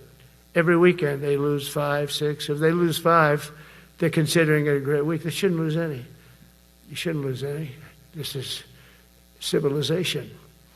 And he's always up there saying, we're in very good shape. We don't need the military. No, they need the military desperately. How about Portland? Portland, Oregon, where it looks like a war zone. And I get a call from the liberal governor. Sir, please don't come in. We don't need you. I said, well, unless they're playing false tapes, this looked like World War II. Your place is burning down. I mean, you must be kidding. Sir, we have it under control. I said, you don't have it under control, Governor, but I'll check it, and I'll call you back. I called her back. I said, this place is a nightmare. Probably, it's certainly not the biggest, but it's one of the worst. It's brutal. They go after our ICE people, who are great patriots and tough job too, but they love it. They love it because they're cleaning up our country. And so you look at some of the things where they took over parts of Seattle. They actually took over a big percentage of Seattle. Think of that. You remember that. That was a while ago. And I sent in the troops and they were gone. As soon as I sent them in, when we send in the troops, if you have a real leader that says you got to do what you have to do, I put that out the other day. You got to do what you got to do because we don't want our people hurt as they stand by. I was watching during Biden, there were troops standing up like this, brave, standing up at attention, the way I should stand all the time. And I'm like this, and people are standing, and their mouth is this far away from their mouth, and they're spitting at them, and they're screaming at them. And that soldier standing there, he wants to knock the hell out of the person, but he's not allowed to do anything. So they just stand there and they get abused. And a woman was this far away from his face, and she starts spitting in his face, and he's not allowed to do anything. If it's okay with you, generals and admirals, I've taken that off. I say, they spit, we hit. Is that okay? I think so. They spit, it's a new thing. They spit, we hit. How about the cars, where the cars are coming out? They get brand new cars, Border Patrol, ICE, beautiful, nice new cars. And they're driving along, and they have to go through a gauntlet of rocks being thrown at the car. So here's this beautiful brand new car. By the time it goes 100 yards, it's destroyed. These guys have pretty good arms, some of them. And they're throwing bricks at full force into the window and into the car. It looks like it's a war zone. And I said, never let that happen again. From now on, if that ever happens, and I say it here, you get out of that car and you can do whatever the hell you want to do. Because those people are you can die from that. Those bricks go through the windows. You can die. They'd like it to. They'd like it to go through the window. But this was a couple of months ago. They just kept driving and bricks are hitting the car. And I said, why aren't they stopping? Because they were under orders from the past administration, never stop. But that's different with us. We stop. And since I gave that order, we haven't had that problem. It's very interesting. It's amazing. It's just like in Venezuela. You've seen the boats going. We can't find any more boats. They're carrying drugs, massive. Every boat kills about 25,000 people. That's what they have. They had fentanyl mostly and a lot of other drugs. And we take them out, and we've taken out 4. And it's on air. Everybody gets to see it. Not that we like to do that, but every boat kills 25,000 on average, 20. Some people say more. You know, you see these boats, they're stacked up with bags of white powder. That's mostly fentanyl and other drugs too. And now we have a problem. General Kaine says, sir, there are no boats out there. Not even fishing boats. They don't want to go fishing. I don't blame them. There'll be no fishing today, you know. But it's amazing what strength will do, because all we want to do is stop drugs from flowing into our country. It's destroying. We lost 300,000 people died last year. Everybody knows, friends, many friends probably, that you lost a child or adults too, but you lost a son or daughter because of what's coming into our border, and we're making it very hard. Oh, and we haven't even started yet. Last month I signed an executive order to provide training for quick reaction force that can help quell civil disturbances. And this is going to be a big thing for the people in this room because it's the enemy from within, and we have to handle it before it gets out of control. It won't get out of control. Once you're involved at all, they all joke. They say, oh, this is not good. You saw it in Washington. We had gangs of Tren de Arag with 10, 12, 15 kids, and these military guys walk up to them, and they treat them with disrespect, and they just got pounded. They just got pounded. The gang just pounded, then thrown into paddy wagons and taken back to their country. Some are so dangerous we don't want to even do that because we don't want to, some of stone cold murderers, we don't have the confidence. Even though they're not coming back very easily, we don't have the confidence. We put them in jails. But these service members are following in a great and storied military tradition, from protecting frontier communities to chasing outlaws and bandits in the Wild West. And our history is filled with military heroes who took on all enemies, foreign and domestic. You know that phrase very well. That's what the oath says, foreign and domestic. Well, we also have domestic. George Washington, Abraham Lincoln, Grover Cleveland, George Bush, and others all used the armed forces to keep domestic order and peace. Many of our leaders used the military to keep peace. Now they like to say, oh, you're not allowed to use the military. And you know what the people say? The people in those cities where they're being raped and shot and beat up, you know what they say? We love the military. You ever see where they interview the people on the street?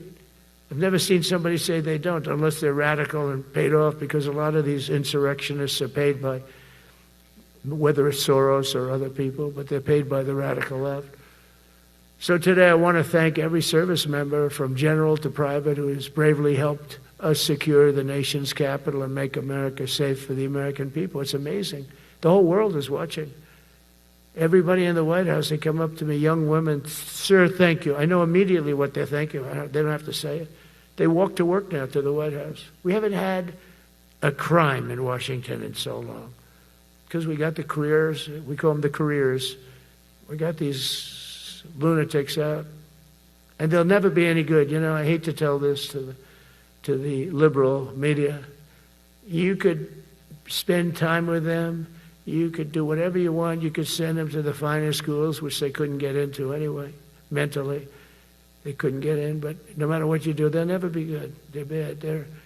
They're career criminals. I don't know, maybe they were born that way. Some people don't like me to say that, but maybe they were. Certainly some were. Together with the leaders here today, we're also restoring a needed focus on defeating threats in the Western Hemisphere. Throughout this region, cartel terrorists have been allowed to wage a relentless campaign of death and destruction on our country, all because we had weak leadership on top. And we did a great job with it first term, but this is something else what we're doing now. We're taking it to the next level, probably next level times 3. But we had COVID come up, and we had to take care of that. We did a great job with COVID. We had the therapeutics. It's just Regeneron, so many things we did for COVID, but we had to focus on that, and every other country in the world was being decimated by COVID. So we had to change gear a little bit to take care of that. But under our leadership, the military is now the knife's edge in combating this sinister enemy. We have to put the traffickers and cartels on notice, and we've done that. And we've put them, a lot of them, we've called them a terrorist organization, which is actually a big thing to do. Nobody's done it, but I've done it with a lot of them. It gives you a tremendous advantage. If you try to poison our people, we will blow you out of existence, because that's the only language they really understand. That's why you don't see any more boats on the ocean. You don't see any boats. Around Venezuela, there's nothing. As president, I will never hesitate to defend our people from threats of violence, from the horrible plague that's taking place from within the Iran nuclear power, the Iran, all of the great power that we thought existed, we blew it out to kingdom. We took advantage of it, and we just really took advantage of it, and it was a beautiful thing to see, and that's what military power can achieve. That's why I chose Raising Kaine. He's fantastic, by the way. I hope you all agree. If anybody disagrees, could I please have your hand? Who disappears that Raising Kaine is no good? Just raise your hand. I don't see any hands raised. All right. That means you're okay.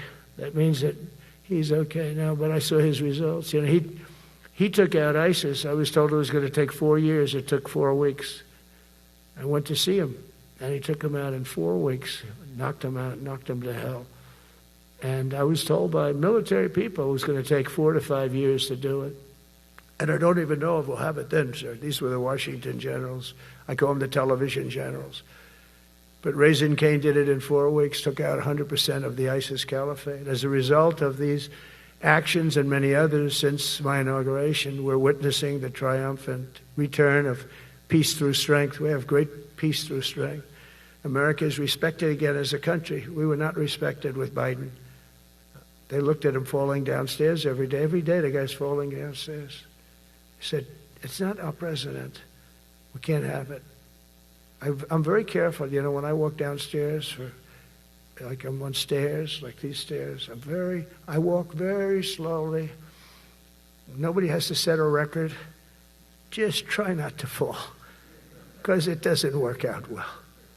A few of our presidents have fallen, and it became a part of their legacy. We don't want that.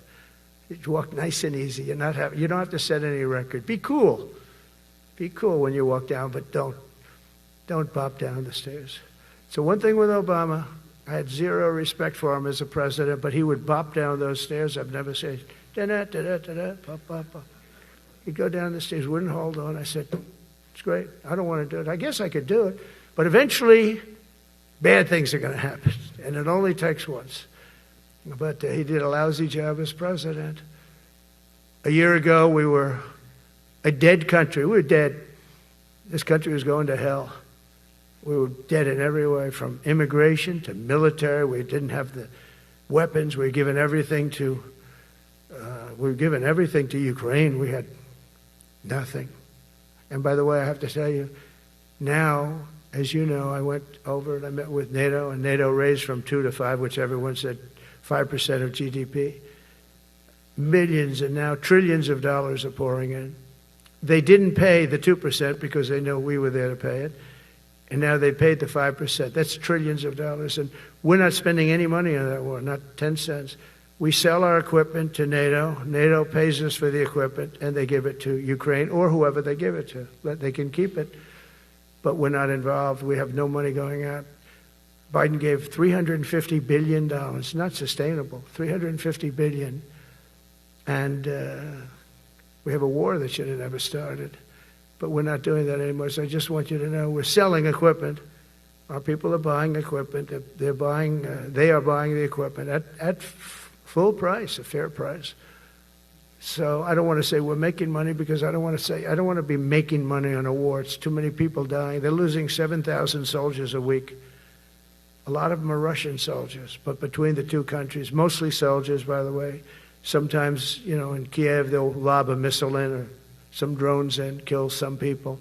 But mostly it's soldiers. Russia and Ukraine are losing 7,000 souls. And, you know, they're not American. They're not us. They're not you. We have a special obligation. But they're soldiers. They're young people. They leave their parents. They wave goodbye. And then 2 days later, they're blown up so unnecessarily.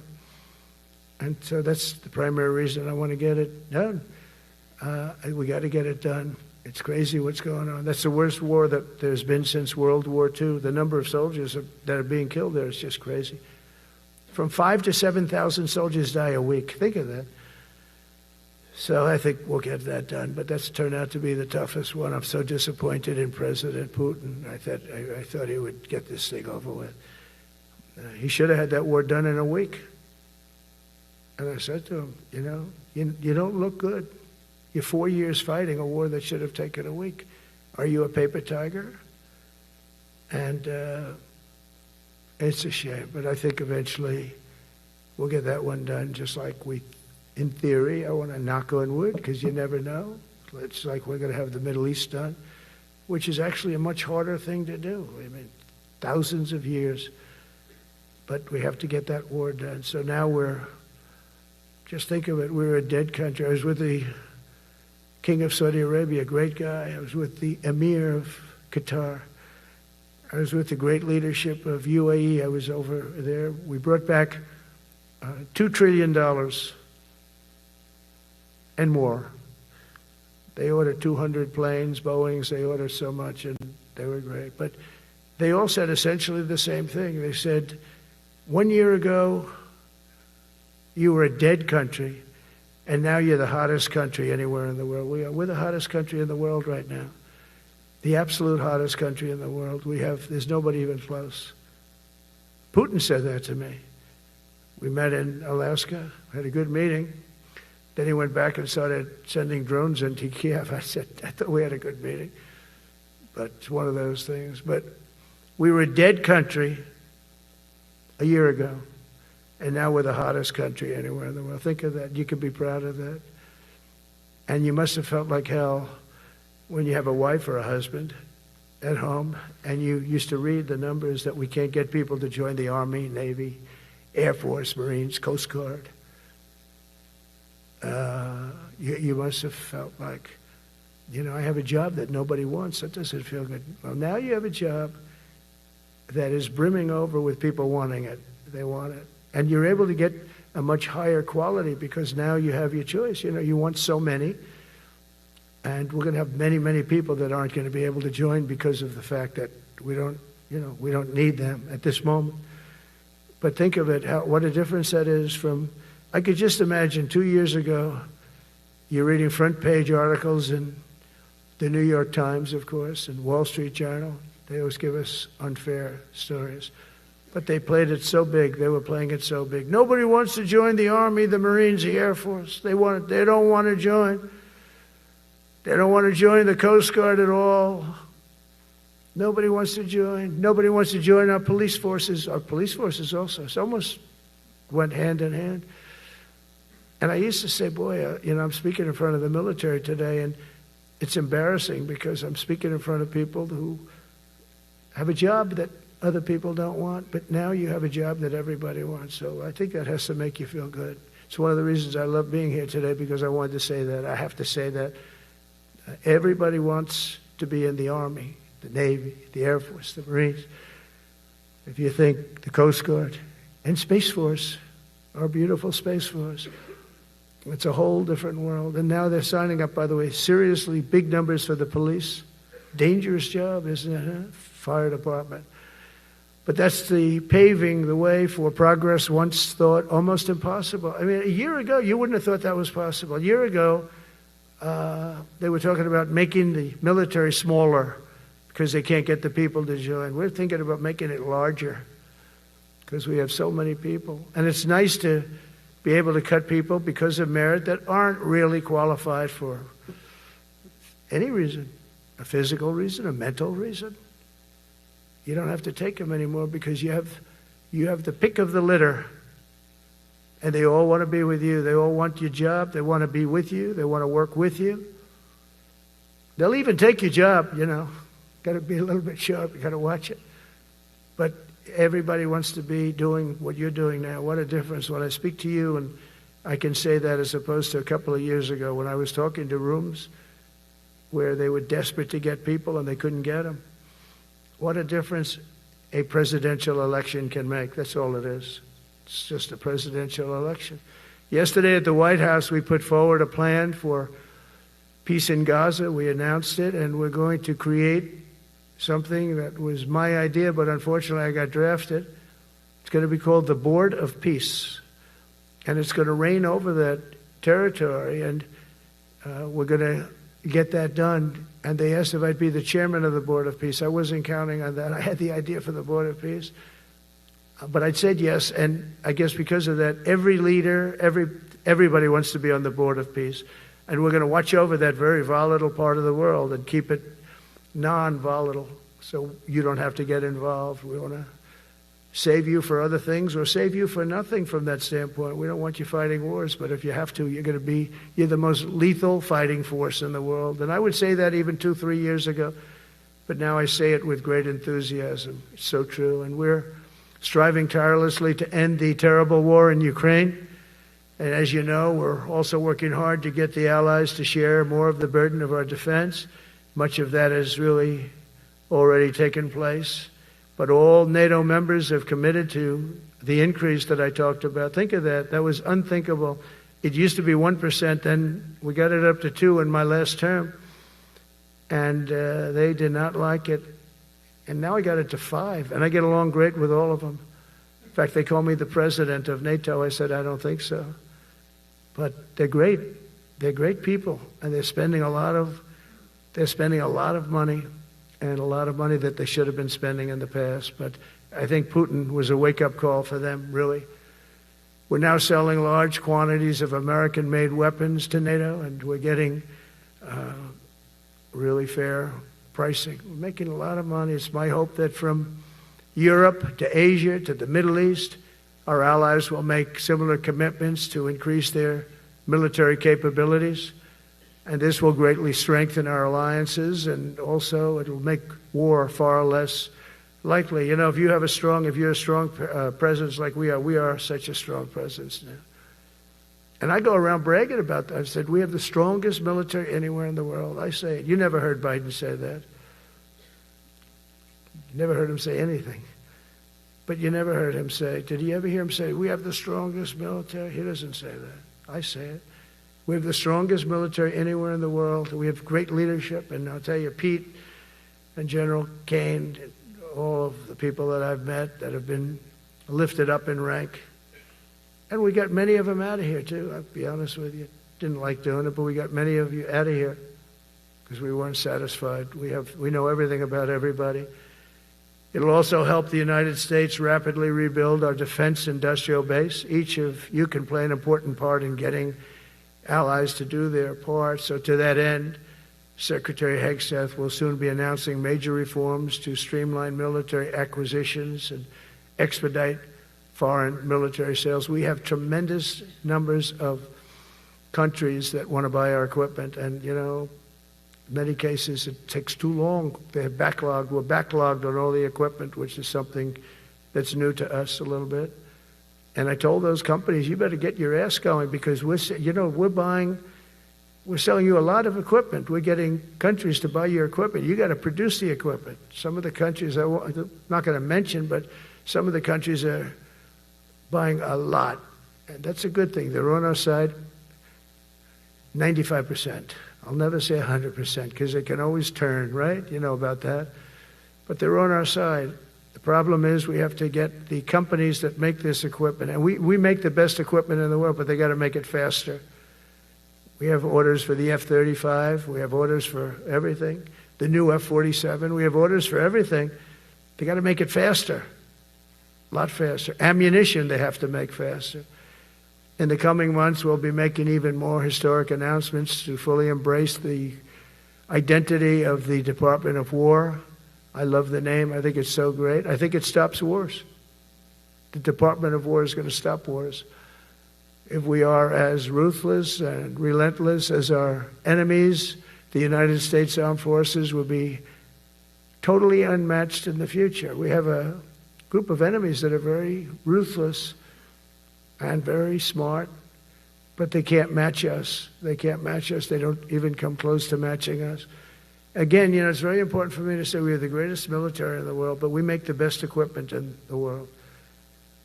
I watched our anti-missile missiles. I watched our Patriots just knock things out like a needle hitting another needle on the stage. There's a needle up there, and you send another needle up, and it hits it every time. During the war, we went 14 for 14. We had 14, this is with Iran, we had 14 missiles coming at us. All 14 were knocked out of the sky, every one of them. We make the best equipment. From Sparta to Rome, to the British Empire, to the United States of America. History has shown that military supremacy has never been simply a matter of money or manpower. At the end of the day, it is the culture, spirit of our military that truly sets us apart from any other nation.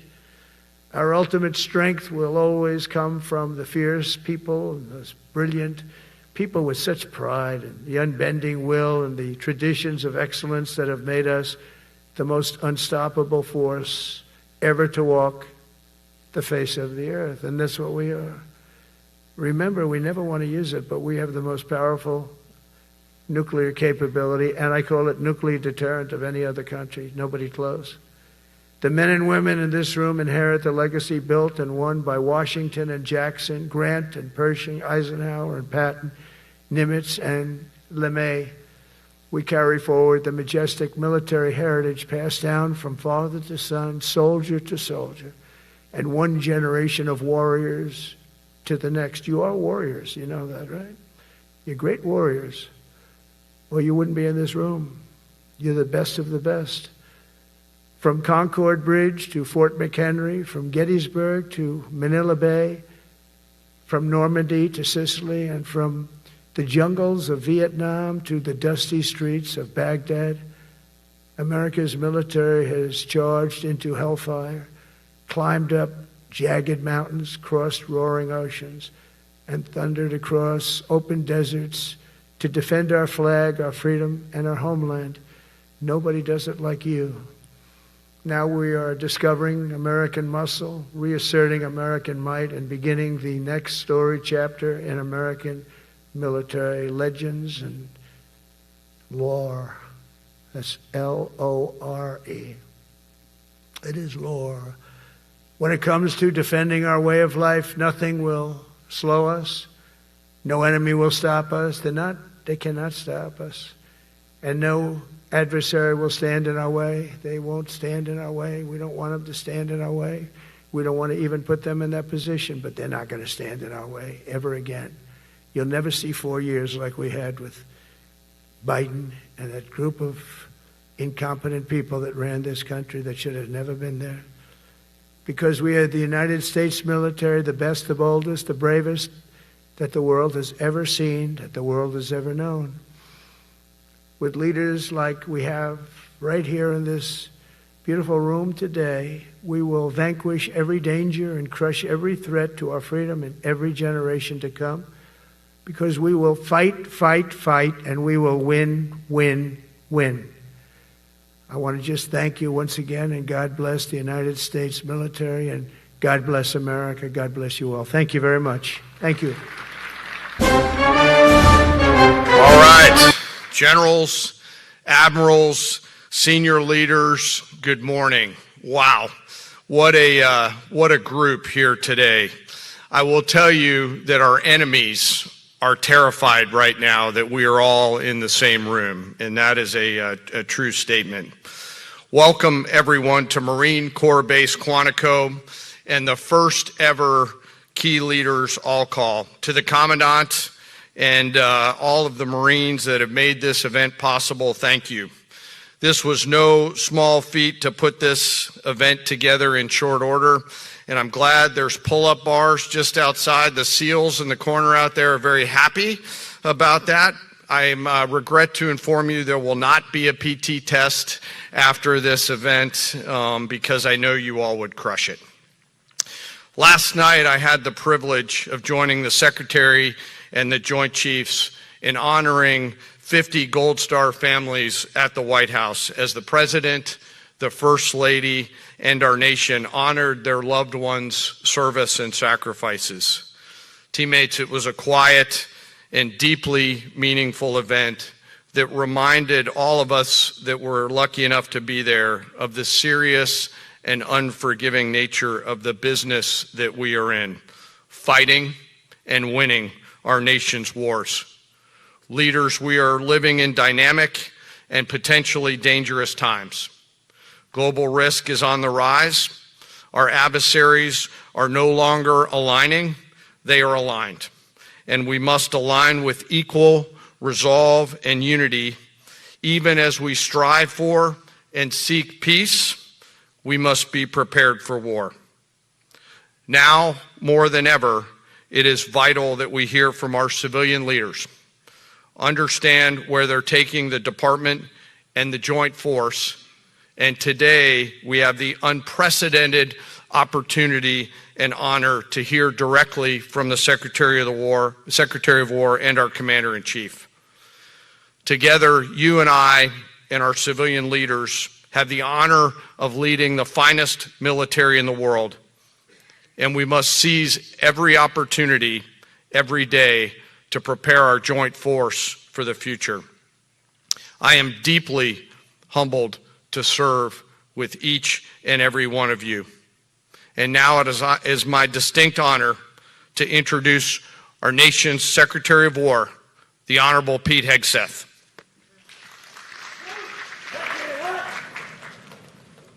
Thank you, Mr. Chairman.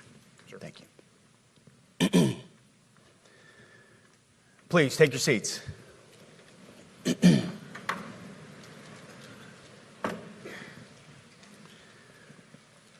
Well, Mr. Chairman, the Joint Chiefs, Generals, Admirals, Commanders, Officers, Senior Enlisted, NCOs, Enlisted, and every member of our American military, good morning. Good morning, and welcome to the War Department, because the era of the Department of Defense is over. You see, the motto of my first platoon was, "Those who long for peace must prepare for war." This is, of course, not a new idea. This crowd knows that. The origin dates to the 4th century Rome and has been repeated ever since, including by our first Commander-in-Chief, George Washington, the first leader of the War Department. It captures a simple yet profound truth. To ensure peace, we must prepare for war.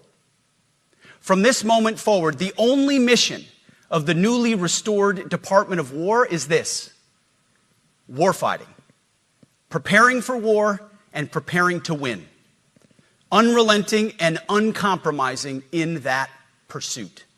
Not because we want war, no one here wants war, but it's because we love peace. We love peace for our fellow citizens. They deserve peace, and they rightfully expect us to deliver it. Our number one job, of course, is to be strong so that we can prevent war in the first place.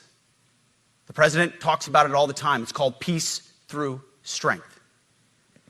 And as history teaches us, the only people who actually deserve peace are those who are willing to wage war to defend it. That's why pacifism is so naive and dangerous. It ignores human nature and it ignores human history. Either you protect your people and your sovereignty, or you will be subservient to something or someone.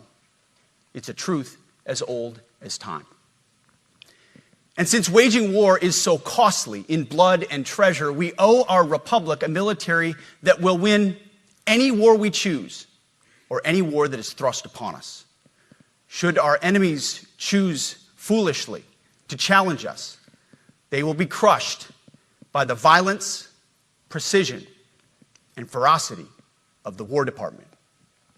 In other words, to our enemies, F-A-F-O. If necessary, our troops can translate that for you. Another way to put it is peace through strength, brought to you by the warrior ethos. And we are restoring both. As President Trump has said, and he's right, we have the strongest, most powerful, most lethal, and most prepared military on the planet. That is true, full stop. Nobody can touch us. It's not even close. This is true largely because of the historic investments that he made in his first term, and we will continue in this term. But it's also true because of the leaders in this room and the incredible troops that you all lead. But the world, and as the chairman mentioned, our enemies get a vote. You feel it, I feel it. This is a moment of urgency, mounting urgency. Enemies gather, threats grow. There is no time for games. We must be prepared. If we're going to prevent and avoid war, we must prepare now. We are the strength part of peace through strength. And either we're ready to win or we are not. You see, this urgent moment, of course, requires more troops, more munitions, more drones, more Patriots, more submarines, more B-21 bombers. It requires more innovation, more AI in everything and ahead of the curve. More cyber effects, more counter-UAS, more space, more speed. America is the strongest, but we need to get stronger and quickly. The time is now, and the cause is urgent. The moment requires restoring and refocusing our defense industrial base, our shipbuilding industry, and onshoring all critical components. It requires, as President Trump has done, getting our allies and partners to step up and share the burden. America cannot do everything. The free world requires allies with real hard power, real military leadership, and real military capabilities. The War Department is tackling and prioritizing all of these things. And I'll be giving a speech next month that'll showcase the speed, innovation, and generational acquisition reforms we are undertaking urgently. Likewise, the nature of the threats we face in our hemisphere and in deterring China is another speech for another day, coming soon. This speech today, as I drink my coffee, this speech today is about people, and it's about culture. The topic today is about the nature of ourselves. Because no plan, no program, no reform, no formation will ultimately succeed unless we have the right people and the right culture at the War Department. If I've learned one core lesson in my 8 months in this job, it's that personnel is policy. Personnel is policy. The best way to take care of troops is to give them good leaders committed to the warfighting culture of the department. Not perfect leaders, good leaders. Competent, qualified, professional, agile, aggressive, innovative, risk-taking, apolitical, faithful to their oath and to the Constitution. Eugene Sledge, in his World War II memoir, wrote, quote, "War is brutish, inglorious, and a terrible waste. Combat leaves an indelible mark on those who are forced to endure it. The only redeeming factors are my comrades' incredible bravery and their devotion to each other." In combat, there are thousands of variables, as I learned in Iraq and Afghanistan, and as so many of you did in so many more places. Leaders can only control about 3 of them. You control how well you're trained, mostly how well you're equipped, and the last variable is how well you lead. After that, you're unknown. Our warfighters are entitled to be led by the best and most capable leaders. That is who we need you all to be. Even then, in combat, even if you do everything right, you may still lose people because the enemy always gets a vote. We have a sacred duty to ensure that our warriors are led by the most capable and qualified combat leaders. This is one thing you and I can control. And we owe it to the force to deliver it. For too long, we have simply not done that. The military has been forced by foolish and reckless politicians to focus on the wrong things. In many ways, this speech is about fixing decades of decay. Some of it obvious, some of it hidden. Or as the chairman has put it, we are clearing out the debris, removing the distractions, clearing the way for leaders to be leaders. You might say we're ending the war on warriors.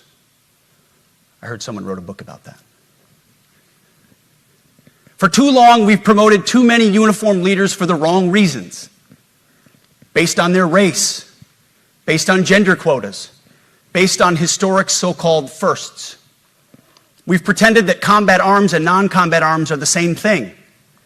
We've weeded out so-called toxic leaders under the guise of double-blind psychology assessments, promoting risk-averse, go-along-to-get-along conformists instead. You name it, the department did it. Foolish and reckless political leaders set the wrong compass heading, and we lost our way. We became the woke department, but not anymore. Right now, I'm looking out at a sea of Americans who made a choice when they were young men and young women to do something most Americans will not, to serve something greater than yourselves, to fight for God and country, for freedom and the Constitution. You made a choice to serve when others did not, and I commend you. You are truly the best of America. But this does not mean, and this goes for all of us, that our path to this auditorium on this day was a straight line, or that the conditions of the formations we lead are where we want them to be. You love your country, and we love this uniform, which is why we must do better. We just have to be